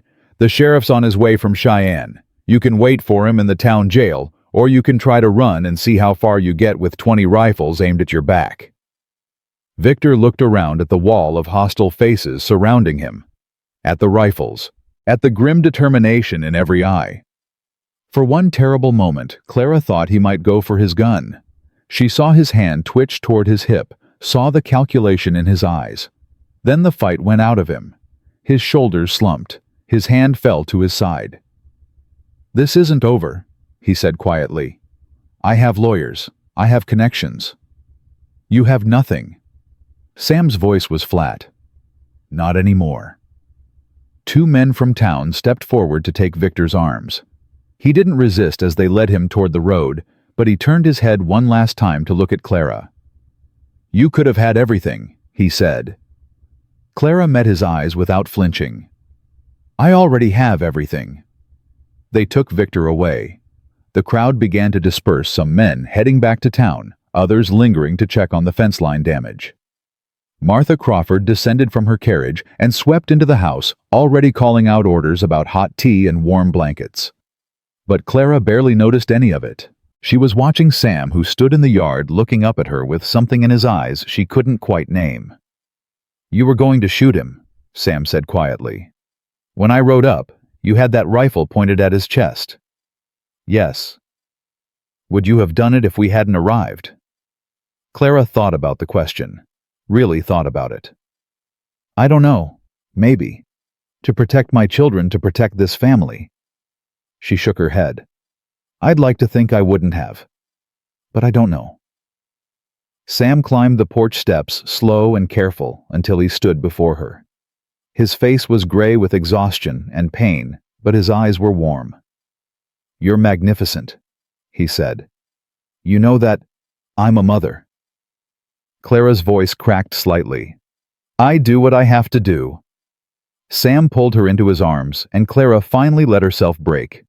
The tears came in great racking sobs, releasing 2 years of grief and fear and loneliness. Sam held her through all of it, his strong arms steady despite his injuries. "It's over," he murmured into her hair. "It's really over. He killed Daniel. Sam, he killed my husband." "I know. I heard. And he'll pay for it. I promise you, Clara. He'll pay for everything he's done." Behind them, the front door opened. Thomas stood there with Sarah in his arms, and the other children clustered behind him, their faces pale with fear and confusion. "Ma!" Mary's small voice trembled. "Ma, is the bad man gone?" Clara pulled back from Sam's embrace and opened her arms. "He's gone, baby. He's gone." The children rushed to her, all of them at once, a tangle of arms and tears and clinging hands. Clara held them close, breathing in the scent of them, feeling their hearts beat against her own. They were safe. All of them. Together. Sam stood apart, watching with an expression that Clara couldn't read. She reached out one hand toward him. "You too," she said. "You're part of this family." Sam hesitated for just a moment. Then he stepped forward and let himself be pulled into the embrace, his arms wrapping around as many children as he could reach. They stood there on the porch as the Wyoming sun began to set, a family forged in fire, tested by storms, and stronger for having survived them both. The days following Victor Ashford's arrest passed in a blur of activity and emotion. The sheriff arrived from Cheyenne 3 days later, a weathered man named Robert Crane, who listened to everyone's testimony with careful attention and took detailed notes in a leather-bound journal. Clara told her story twice. Once in the kitchen with Sam beside her, and once alone with the sheriff in the study. Both times, she forced herself to repeat Victor's confession about Daniel. Both times the words felt like broken glass in her throat. "Mrs. Thornton." Sheriff Crane closed his journal and met her eyes. "I won't lie to you. Proving that Ashford deliberately contributed to your first husband's death will be difficult. He didn't poison him. He didn't physically harm him. What he did was create circumstances that weakened a man already vulnerable to illness. So he gets away with it." "I didn't say that." The sheriff's voice was kind but firm. "What I said was proving murder will be difficult. But we've got him cold on conspiracy to destroy property, intimidation, and attempted fraud. He hired men to cut fence lines. He threatened you directly. He's been running schemes across 3 territories. Crane stood tucking his journal into his coat. "Victor Ashford is going to prison, Mrs. Thornton. Maybe not for as long as he deserves, but he's going." After the sheriff left, Clara sat alone in the study for a long time. Sam found her there, as evening fell, staring at nothing, her hands folded in her lap. "Clara." He lowered himself into the chair across from her, still moving carefully around his healing ribs. "Talk to me. I keep thinking about Daniel. About those last months." Clara's voice was distant, hollow. "He was so tired all the time, working himself to the bone trying to keep the farm afloat. I begged him to rest, to let me take on more, but he wouldn't. He said a man provides for his family." She looked up at Sam with eyes red from crying. "Victor did that. Victor made him work himself to death, and I didn't even know." You couldn't have known. I should have. I should have seen that something was wrong. The extra work that kept appearing. The loans that came due at the worst possible times. The buyers who suddenly backed out of deals. Clara's hands clenched. It was all Victor, all of it. And I was too blind to see. You weren't blind. You were surviving. Sam leaned forward, his gray eyes intense. Clara, listened to me. What Victor did was calculated and cruel. He spent months, maybe years, setting traps you couldn't have seen coming. The fault is his, not yours. Never yours. Daniel died protecting me. He died because he wouldn't give me up. He died because Victor Ashford is a monster who couldn't accept that a woman had the right to refuse him. Sam's voice hardened. Don't you dare take that guilt onto yourself. Daniel wouldn't want that. He'd want you to live, to raise those children, to be happy. Clara was quiet for a long moment. Then slowly she reached out and took Sam's hand. How do you do that? She asked softly. Do what? Know exactly what to say. What I need to hear. Sam's weathered face softened. I don't always know, but I'm learning. That's what marriage is, isn't it? Learning each other. I suppose it is. They sat together in the gathering darkness, hands intertwined, letting the silence speak what words couldn't. The weeks that followed brought slow healing to everyone at Thornton Creek Ranch. Sam's ribs mended properly, and by mid-December he was riding again, though Clara fussed at him every time he stayed out too long. The cut fence lines were repaired. The scattered cattle were rounded up. The ranch hands who'd worried about their jobs breathed easier when Sam announced that everyone was staying on through winter. But the deeper healing happened inside the house in moments both large and small. Thomas was the hardest to reach. He'd carried anger for so long that letting it go felt like losing part of himself. Clara watched him struggle with it, watched him pick fights with Will and snap at Lizzie, and retreat into sullen silences that could last for days. It was Sam who finally broke through. Clara came into the barn one evening looking for Thomas, and found him there with Sam, both of them working on a saddle that needed mending. They didn't notice her at first, and she hung back in the shadows listening. You're still angry, Sam said without looking up from his work. That's all right. Anger's useful sometimes. I'm not angry. Thomas's voice was flat defensive. Son, I've been angry most of my life. I know what it looks like. Sam set down his tools and turned to face the boy fully. You want to know something nobody else knows, something I've never told anyone. Thomas's hands stilled on the leather. What? When Maggie died, I wanted to kill someone. Anyone. I was so full of rage I could barely see straight.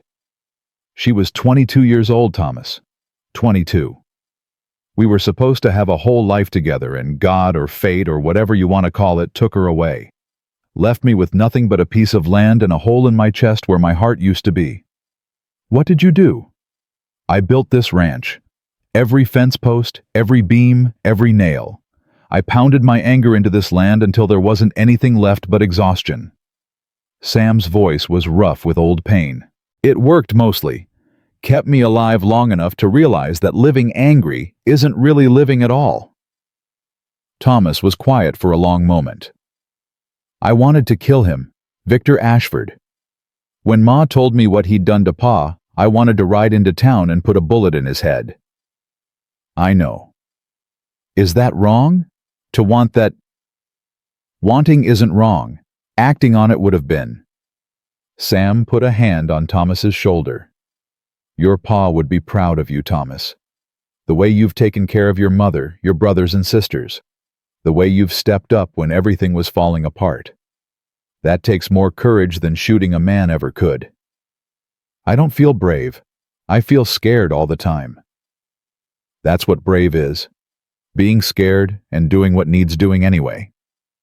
Sam squeezed his shoulder. You're going to be a fine man, Thomas Brennan. Your pa's spirit lives in you.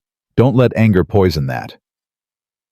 Clara slipped away before they saw her tears streaming down her face. She'd worried so much about Thomas, about the weight he carried, about the rage she could see building behind his eyes. But Sam had found a way in. Sam had given her son permission to feel what he felt without being consumed by it. That night, Thomas sought her out before bed. He stood in the doorway of her room, looking young and uncertain in a way she hadn't seen in years. "Ma." "Yes, sweetheart." "I'm sorry for being difficult, for being angry all the time, for—" Clara crossed the room and pulled her son into her arms. He was taller than her now, but in that moment he felt like the small boy who used to crawl into her lap during thunderstorms. "You have nothing to apologize for," she whispered. "Nothing at all." "I love you, Ma." "I love you too, Thomas, more than you'll ever know." Christmas came to Thornton Creek Ranch with all the chaos and joy that 6 children could muster. Martha Crawford arrived with a wagon full of gifts. Eli spent 3 days cooking a feast that could have fed the entire territory. The house rang with laughter and music, and the sound of wrapping paper being torn apart by eager hands. Clara watched it all from the doorway of the main room, feeling something she hadn't felt in years. Peace. Real peace. Not just the absence of crisis, but the presence of something warm and good and lasting. Sam appeared beside her, pressing a cup of warm cider into her hands. "What are you thinking about?" "Last Christmas. We were in Kentucky in a house that was about to be taken from us, eating beans and cornbread, because that's all we could afford. The children tried so hard to be cheerful, but I could see the fear in their eyes. They knew something was wrong." Clara took a sip of cider. "This year they're not afraid anymore. They're just happy." "You gave them that." "We gave them that. Together." Sam slipped an arm around her waist. "I have something for you. A Christmas gift. But I wanted to give it to you privately." "Sam, you've already given me everything. This house, this life. I don't need—" "Just come with me." He led her to the study and closed the door behind them. From his desk drawer, he withdrew a folded document and handed it to her. Clara opened it, read the first few lines, and felt her heart stop. "Sam, this is the deed to half the ranch, your half. Legally binding, witnessed by Judge Harrison in Cheyenne." Sam's voice was steady, but she could hear the emotion beneath it. "I wanted you to know that this is yours, Clara. Not just while I'm alive, but always. No matter what happens, no one can ever take your home away again." Clara couldn't speak. The document shook in her trembling hands. "You came to me with nothing," Sam continued, "because a man you'd never met offered you a chance. You trusted me with your children, your future, your heart. This is my way of trusting you back. Everything I have, everything I've built, half of it belongs to you now. Not because you're my wife, but because you're my partner." Clara set the document down carefully and threw her arms around Sam's neck. She kissed him, not the gentle kisses they'd shared before, but something deeper and more desperate. "I love you," she said against his lips. "I love you so much." "I love you too." Sam pulled back slightly to look at her face. "Is that a yes to the gift?" "It's a yes to everything. The gift, the ranch, the life." Clara laughed through her tears. "I came here expecting a business arrangement and found a family instead. Funny how that works." "Hilarious." They held each other in the quiet of the study, while Christmas chaos continued around them. 2 people who had found something neither expected in the harsh Wyoming winter. January brought bitter cold and news from Cheyenne.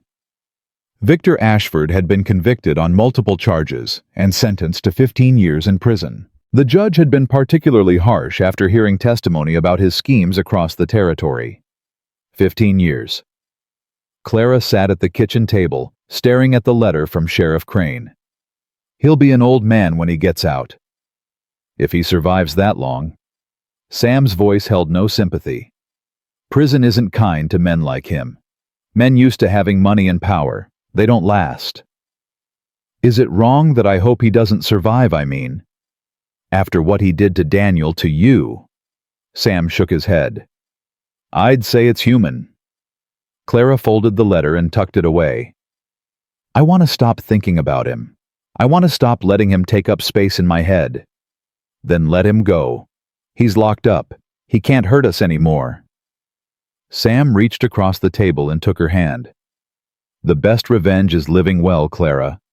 Building something beautiful on the ruins of what he tried to destroy. When did you become so wise? I've had a good teacher these past few months. Clara smiled despite herself. Flatterer. Just telling the truth. The door burst open and Jamie tumbled in, followed by Sarah toddling on unsteady legs. Mama, Papa, Sam. Jamie's face was flushed with cold and excitement. Eli says the new foal is coming. Can we watch, please, please, please? Clara looked at Sam, who shrugged with barely concealed amusement. Might as well, he said. Kid won't give us peace until we say yes. They trooped out to the barn together, the whole family gathering to witness new life entering the world. The mare, a beautiful chestnut named Copper, labored for 2 hours, while the children watched with wide eyes and held breaths. When the foal finally arrived, wet and wobbly and perfect, Mary burst into tears. What's wrong, sweetheart? Clara knelt beside her daughter. Nothing's wrong. Mary wiped her eyes with the back of her hand. It's just so beautiful. New things being born. New beginnings. Clara pulled her daughter close. Yes, baby. New beginnings. Will never one for sentiment broke the moment by asking if he could name the foal. What do you want to name it? Sam asked. Hope. Will's voice was surprisingly serious. Because that's what we've got now, hope. Sam and Clara exchanged a look over the children's heads. Hope it is, Sam said quietly. February brought a thaw brief but welcome, and with it came unexpected visitors. A young woman appeared at the ranch one morning traveling alone, looking exhausted and scared. Clara was the first to reach her. Can I help you, miss? The woman looked up and Clara felt the world tilt beneath her feet. Clara. The woman's voice was barely a whisper. Clara, is that really you? Lily. Clara grabbed the porch railing to steady herself. Lily, what are you doing here? Her younger sister fell into her arms sobbing. Clara hadn't seen Lily since she'd left Kentucky. They'd exchanged a few letters, brief and careful, but Lily had stayed behind with their stepmother. Clara had assumed she was happy. She had assumed wrong. I couldn't stay anymore, Lily said through her tears. After Victor was arrested, everything came out. What he'd done, how Eleanor had known about his schemes and helped him. She pulled back to look at Clara with red-rimmed eyes. She helped him, Clara. Our stepmother helped Victor destroy your family. She wanted you gone. She wanted everything you had. Clara felt cold despite the mild weather. Eleanor knew. She introduced Victor to Daniel in the first place. Set the whole thing in motion. When I found out, I confronted her and she... Lily's voice broke. She told me I was no longer welcome in her home. That I was as much of a disappointment as you'd been. So you came here. I didn't know where else to go. I'm so sorry, Clara. I should have known. I should have seen what she was doing. I should have... Stop. Clara's voice was firm but gentle. None of this is your fault. You were a child when it started. You didn't know. I'm not a child anymore. I'm 23 years old, and I've spent the last 5 years being blind to what was happening in my own home. Sam appeared in the doorway, having heard the commotion. He took in the scene with a quick glance and immediately understood. This your sister? He asked Clara. Yes, Lily. This is my husband, Samuel Thornton. Sam, this is Lily Mitchell. Ma'am. Sam tipped his hat. You look like you've had a long journey. Why don't we get you inside, get some food in you, and then you can tell us everything. Lily looked at Sam, then at Clara, then back at Sam. You'd take me in, just like that, without knowing anything about me. You're Clara's family. That makes you my family too. Sam stepped aside to let them enter. Besides, we've got plenty of room. What's one more? Lily stayed. It wasn't always easy.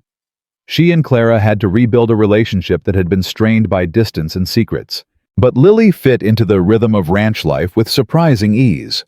She helped Clara with the household. She played with the children. She even started walking out with Eli, much to everyone's surprise, and Eli's poorly concealed delight. "Your sister's something special," Eli told Clara one evening. "I hope you don't mind me saying so." "I don't mind at all. She deserves someone good, someone who'll treat her right." "I intend to, ma'am, if she'll have me." "Have you asked her?"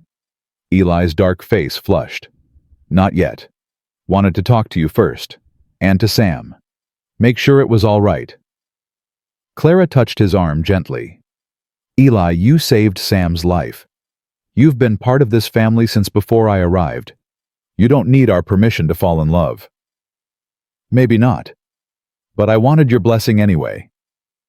"You have it. Both of you have it." March brought spring in earnest, the snow melting and the land coming alive again.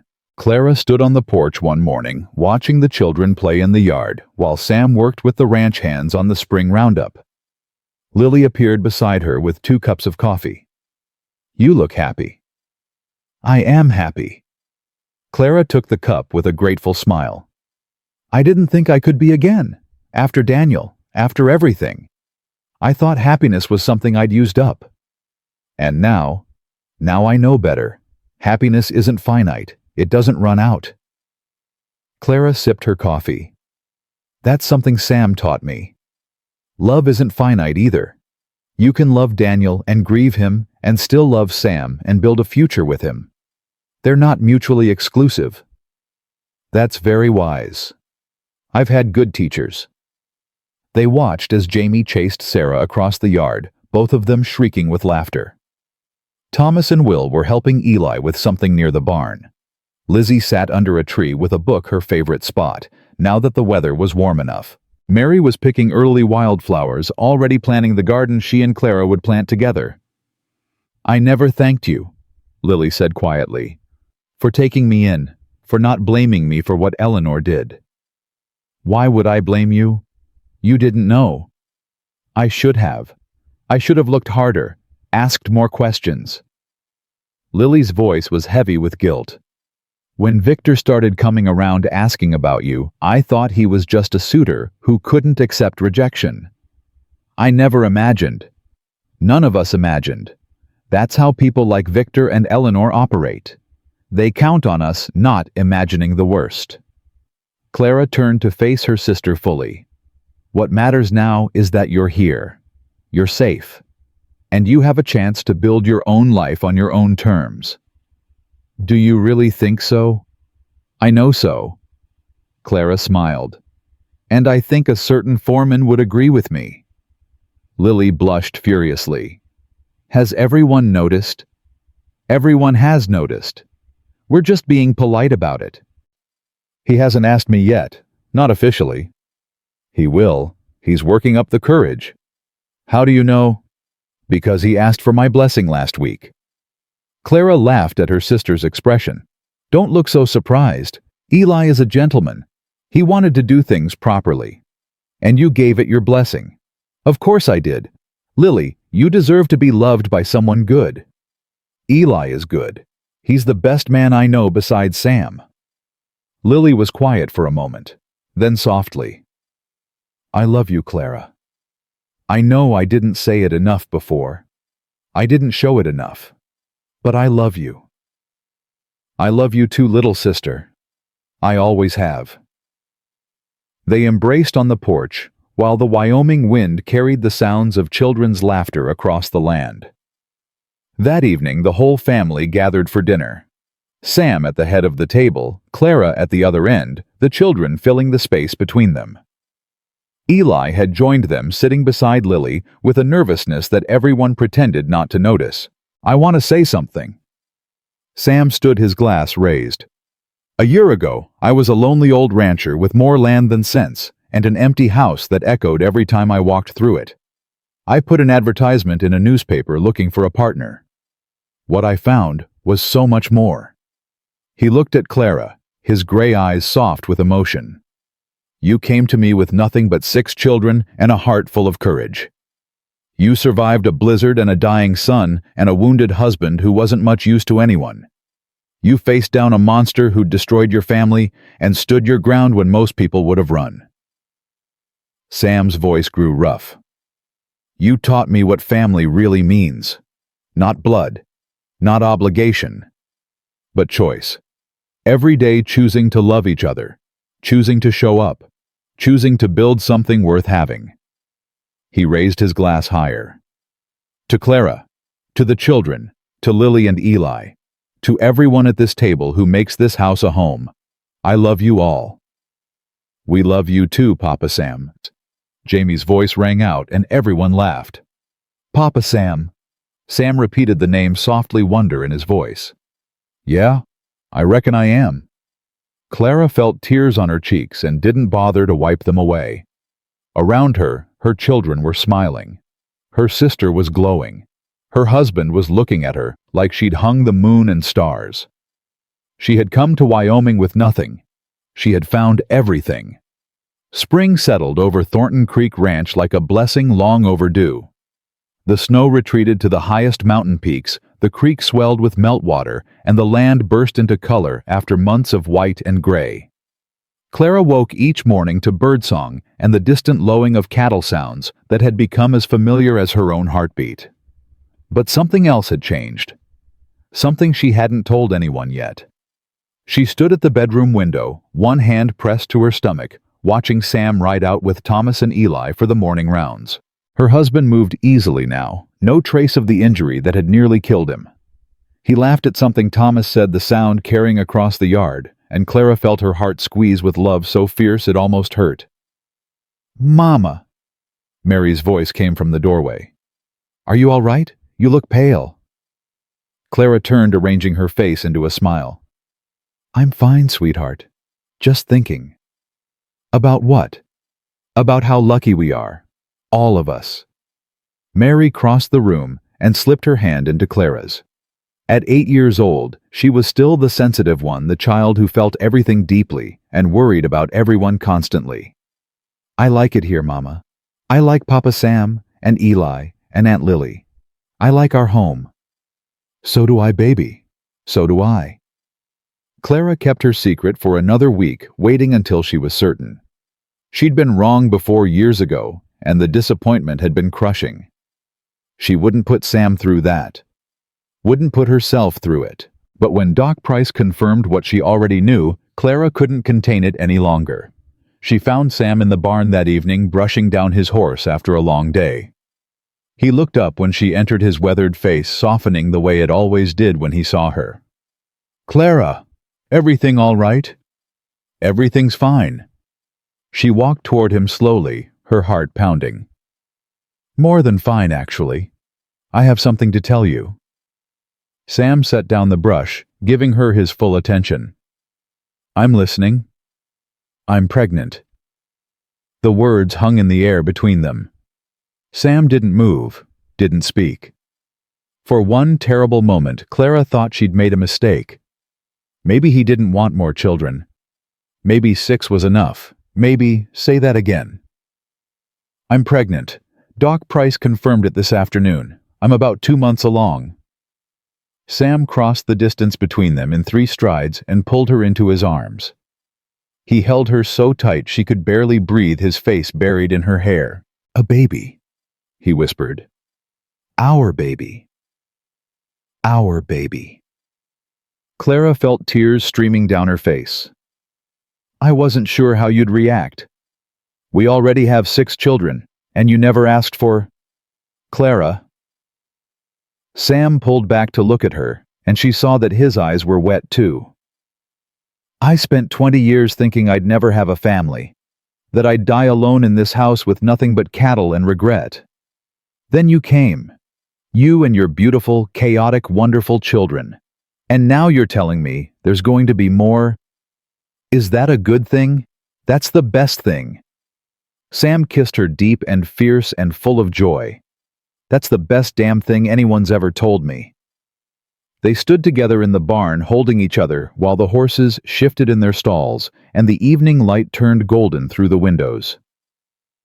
"When do we tell the children?" Sam asked finally.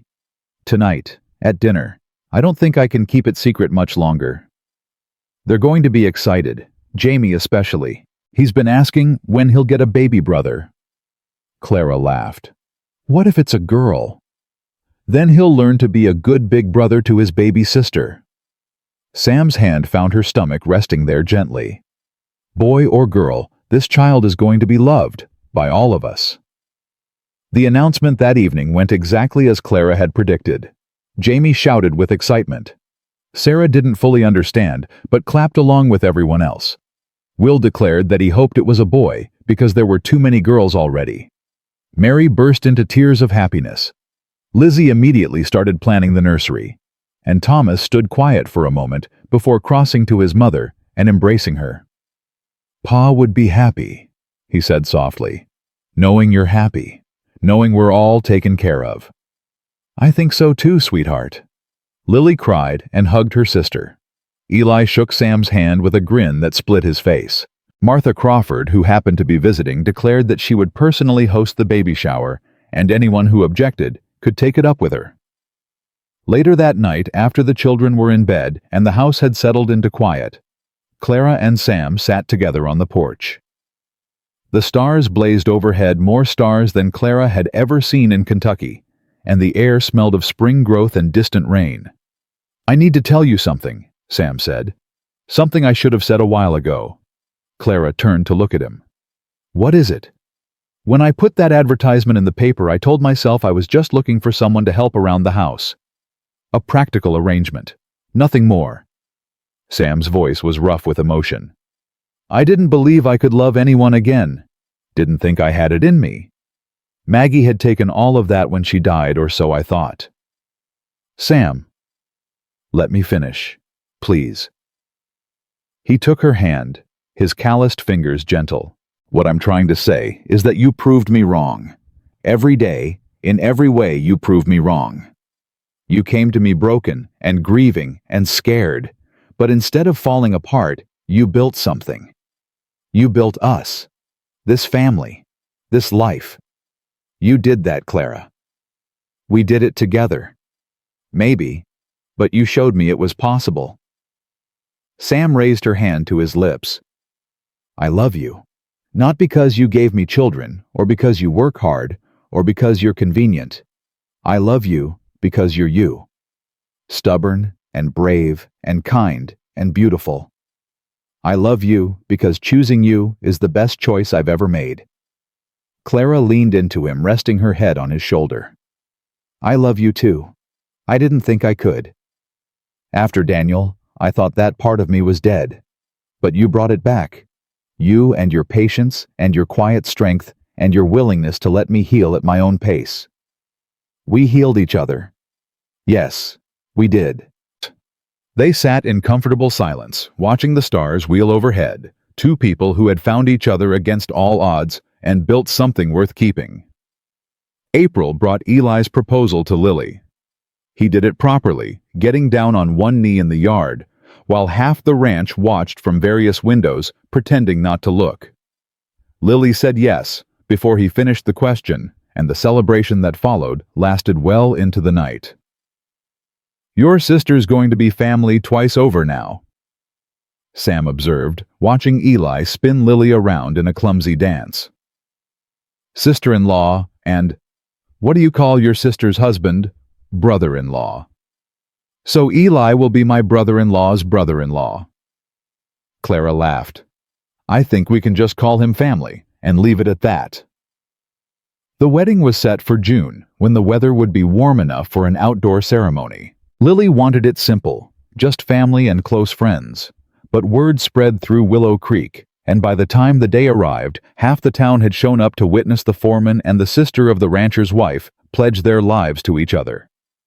Clara stood beside her sister as Lily repeated her vows, feeling the weight of everything that had brought them to this moment. A year ago she had been a widow with nothing, fleeing a monster who'd destroyed her family.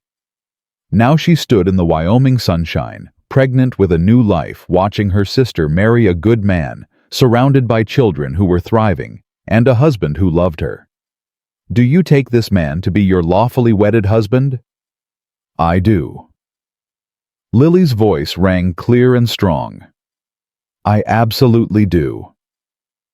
When the ceremony ended and the dancing began, Clara slipped away to catch her breath. She was 4 months along now, and the baby had started to make its presence known in ways that left her exhausted by mid-afternoon. She found a quiet spot beneath a cottonwood tree and lowered herself onto a bench someone had thoughtfully placed there. From this vantage point, she could see the whole celebration. Thomas was dancing with Mary, both of them, laughing at their own clumsiness. Will was stuffing his face at the food table. Jamie was chasing Sarah in circles while Lizzie watched with fond exasperation. Sam was talking with some of the ranchers, his gestures animated in a way she rarely saw. Mind if I join you? Clara looked up to find Martha Crawford standing beside her, a glass of punch in each hand. Please, I could use the company. Martha settled onto the bench with a sigh.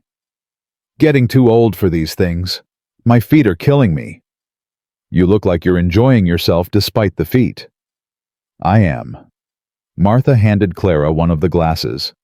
I'm watching that family of yours and thinking about what a difference a year makes. It doesn't feel like a year. No, it never does. Martha sipped her punch. You know, when you first arrived, I thought Sam had lost his mind. A mail-order bride with 6 children, moving in while he was half dead from a trampling. It seemed like a disaster waiting to happen. And now I think it's the best thing that ever happened to him, to all of you. Martha turned to look at Clara directly. You've done something remarkable, Clara Thornton. You took a broken situation and made it whole. That takes a special kind of strength. I'm not that special. I just did what any mother would do. Nonsense. Most people faced with what you faced would have given up, would have crumbled under the weight. But you didn't. You kept fighting. For your children, for yourself, for this family you've built. Martha's voice softened. That's special whether you want to admit it or not. Clara felt tears prickling at her eyes. Pregnancy had made her emotional in ways she wasn't used to. Thank you, Martha, for everything. For the support, the friendship, the terrifying interrogation when I first arrived. Martha laughed. That interrogation was necessary. Someone had to make sure you were worthy of Sam. And am I worthy? More than worthy. You're exactly what he needed. Martha stood, brushing off her skirts. Now, if you'll excuse me, I'm going to make sure those ranch hands aren't drinking all the good whiskey. Some of us have standards to maintain. Clara watched her go, smiling despite herself. A year ago, she would have wilted under Martha Crawford's scrutiny. Now they were friends, real friends, the kind who could speak hard truths and laugh together afterward. Sam appeared a few minutes later, dropping onto the bench beside her with a groan of relief. My feet are killing me. That's exactly what Martha just said. Great minds think alike. Sam slipped an arm around her shoulders. How are you feeling? You look tired. I am tired. Growing a person is exhausting work. Do you want to go inside, lie down for a while? No. I want to stay here and watch our family celebrate. Clara leaned into him. I want to remember this moment. All of it. The music and the laughter and the way Thomas is finally dancing without looking like he's walking to his own execution. Sam chuckled. He's gotten better. Eli's been teaching him. Eli's been teaching him a lot of things. He's a good man, the best I've ever known. Sam was quiet for a moment. I almost lost him, you know, the day of the stampede. If I'd been a second slower, the cattle would have trampled us both. But you weren't slower. You saved him. And got myself busted up in the process. Almost died. Sam's voice was thoughtful. Funny how things work out. If I hadn't been hurt, I would have met you at the station. We would have had a proper introduction. None of that desperate scramble through the blizzard. Would you prefer that the proper introduction? No. Sam's answer was immediate. I wouldn't change a thing. The way it happened, the way we had to fight for each other from the very beginning. That's what made us strong. That's what made us real." Clara turned her face up to kiss him. "I love you, Samuel Thornton."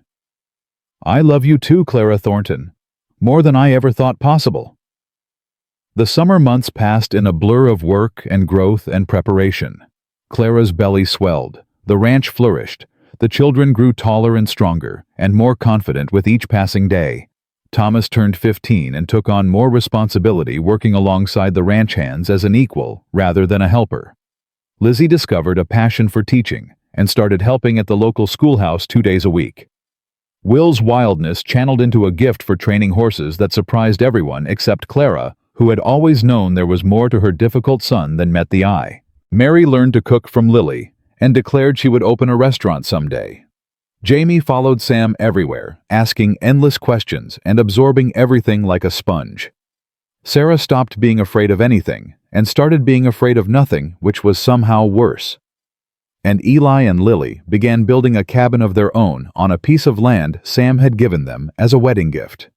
Not far from the main house, but far enough for privacy, far enough to build their own life while staying close to family. "Are you happy?" Clara asked her sister one afternoon, watching her direct the placement of a window frame. "Truly happy." Lily turned her face glowing with something Clara recognized: love, contentment, purpose. "I'm happier than I ever thought I could be," Lily said. "I spent so many years trying to be what Eleanor wanted, trying to fit into a life that was never meant for me. And now—" She gestured at the cabin, at the land, at the life she was building. "Now I'm exactly where I'm supposed to be, with the people I'm supposed to be with." "I'm glad you came to Wyoming. I'm glad you found us." "I didn't find you. You found me. You blazed a trail, Clara. You showed me that it was possible to walk away from everything I knew and build something better." Lily crossed to her sister and took her hands. "You saved my life. You know that, right? If you hadn't taken me in, if you hadn't shown me what a real family looks like, I don't know what would have happened to me. You would have survived. You're stronger than you think. Maybe. But I wouldn't have lived. There's a difference." Clara pulled her sister into a hug, or as much of a hug as her 8-month belly would allow. "I love you, Lily. I love you too. Always have. Always will." September brought the baby. Clara's labor started at midnight, gentle contractions that grew stronger as the hours passed. Sam sent Thomas riding for Doc Price while Lily and Martha Crawford helped Clara to bed. The children were banished to the barn with Eli, who did his best to keep them calm despite his own obvious worry. The labor was long, harder than any Clara had experienced before. By dawn, she was exhausted, every contraction pulling a groan from her throat. "You're doing beautifully," Doc Price said, checking her progress. "Not much longer now." "You said that 3 hours ago." "And I meant it. Babies come when they come." The doctor's voice was calm, reassuring. "Your body knows what to do. Trust it." Sam held her hand through all of it. He'd refused to leave, refused to be banished to the barn with the children. "I wasn't there when they were born," he'd said, meaning her first 6. "I'm not missing this one." He was true to his word. When the final push came, when Clara screamed with the effort of bringing new life into the world, Sam was right beside her, his hand in hers, his voice in her ear. "You're doing it. You're almost there. I love you, Clara. I love you so much." And then finally a cry, thin and strong and perfect. "It's a girl," Doc Price announced, lifting the baby into the light. "A healthy, beautiful girl." Clara reached for her daughter, tears streaming down her face. The baby was red and wrinkled and absolutely perfect. She had dark hair like Sam, and Clara's eyes, and a cry that could wake the dead. "Hello, sweetheart," Clara whispered. "We've been waiting for you." Sam leaned over them both, his weathered face wet with tears he didn't bother to hide. "She's beautiful. God, Clara, she's so beautiful. She needs a name." They had discussed names for months, going back and forth between options, unable to agree. But looking at her daughter now, Clara knew exactly what to call her. "Hope," she said. "After the foal Will named. After everything we've been through to get here. Hope Thornton. Sam tested the name. Yeah, that's right. That's exactly right. The children came streaming in an hour later, tumbling over each other in their eagerness to meet their new sister. Thomas held her first, his 14-year-old hands surprisingly gentle. Then Lizzie, who cried. Then Will, who looked uncomfortable but couldn't stop staring. Mary sang a lullaby she'd learned from Lily. Jamie declared that Hope was the best baby he'd ever seen, ignoring the fact that she was the only baby he'd ever seen. And Sarah, now 4 years old, climbed onto the bed and curled up against Clara's side, one tiny hand reaching out to touch her new sister's cheek. Family, Sarah said simply. Our family. Clara looked around the room at all of them. 6 children from Kentucky, now Thorntons in every way that mattered. A new baby born of love and hope and second chances. A husband who had given her everything she never knew she needed. A sister who had found her own happiness against all odds. This was what she had traveled 1,500 miles for. This was what she had survived blizzards and threats and heartbreak for. This was what Daniel had died believing she deserved. A home, a family, a future. Sam caught her eye across the room, and she saw her own thoughts reflected in his gray gaze. They had built something here, something real and lasting and good. Something that Victor Ashford's schemes and Eleanor's cruelty couldn't touch. Something that belonged to them alone. I love you, Clara mouthed to him. I love you too, he mouthed back. And in her arms, Hope Thornton slept peacefully, dreaming whatever baby's dream, surrounded by the family who would love her for the rest of her life. 3 years later, Clara stood on the porch of Thornton Creek Ranch and watched her family spread out across the land that was now half hers in law and fully hers in heart. Thomas, 17, now rode with the ranch hands as an equal, preparing to take over management of the North Pastures. Lizzie had started teaching full-time at the Willow Creek School and was being courted by the new minister's son. Will had gentled a dozen horses and was earning a reputation throughout the territory. Mary helped Lily run a small bakery in town that had become the social center of the community. Jamie and Sarah were inseparable troublemakers who kept everyone on their toes. And Hope, 3 years old, with her father's gray eyes and her mother's stubborn chin, was currently attempting to climb the porch railing, while Sam pretended not to watch her every move. She's going to fall, Clara said mildly. She's fine. I've got her. You said that last week when she climbed the barn roof. And she was fine then too.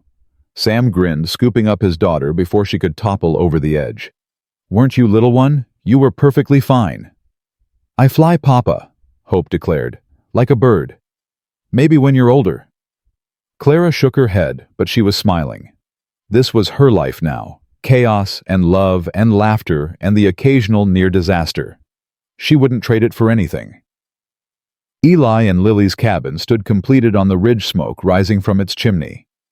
They had their own child now, a boy named Daniel, after Clara's first husband.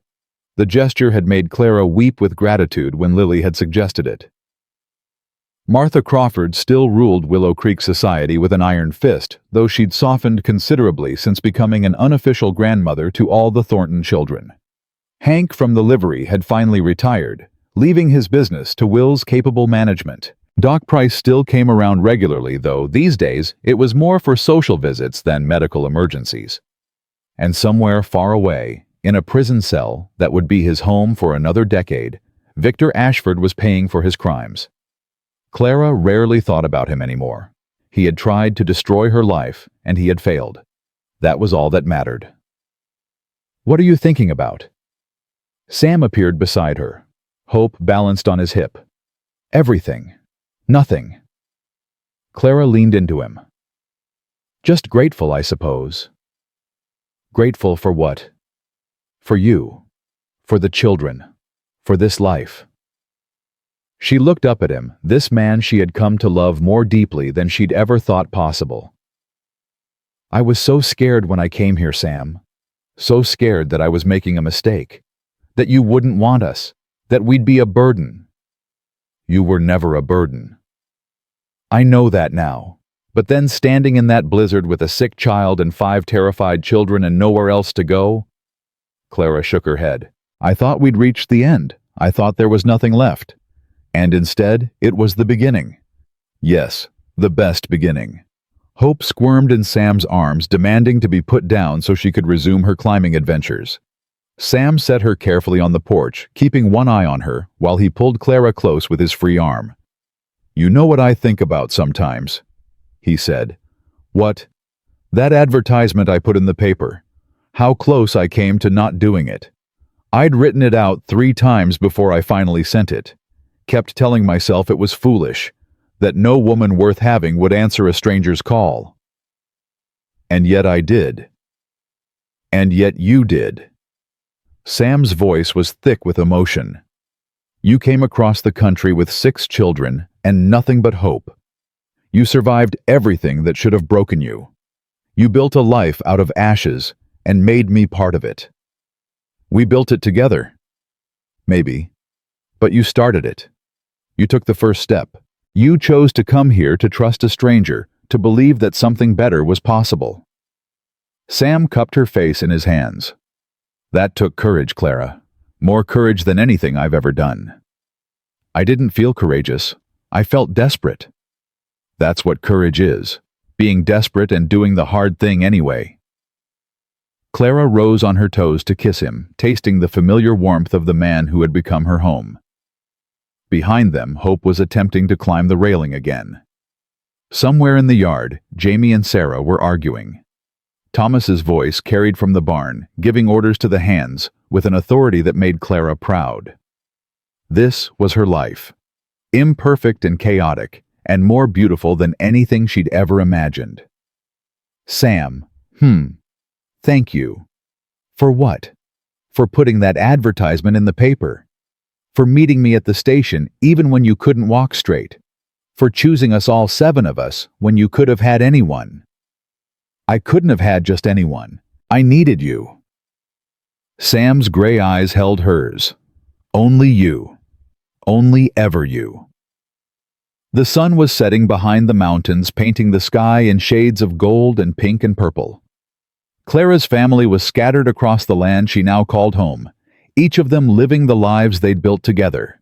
And in her arms was the man who had given her everything, asking nothing in return but her heart. She had come to Wyoming a widow, with 6 children and no future. She would leave this world a wife, a mother, a grandmother, surrounded by love that had grown from the seeds of second chances.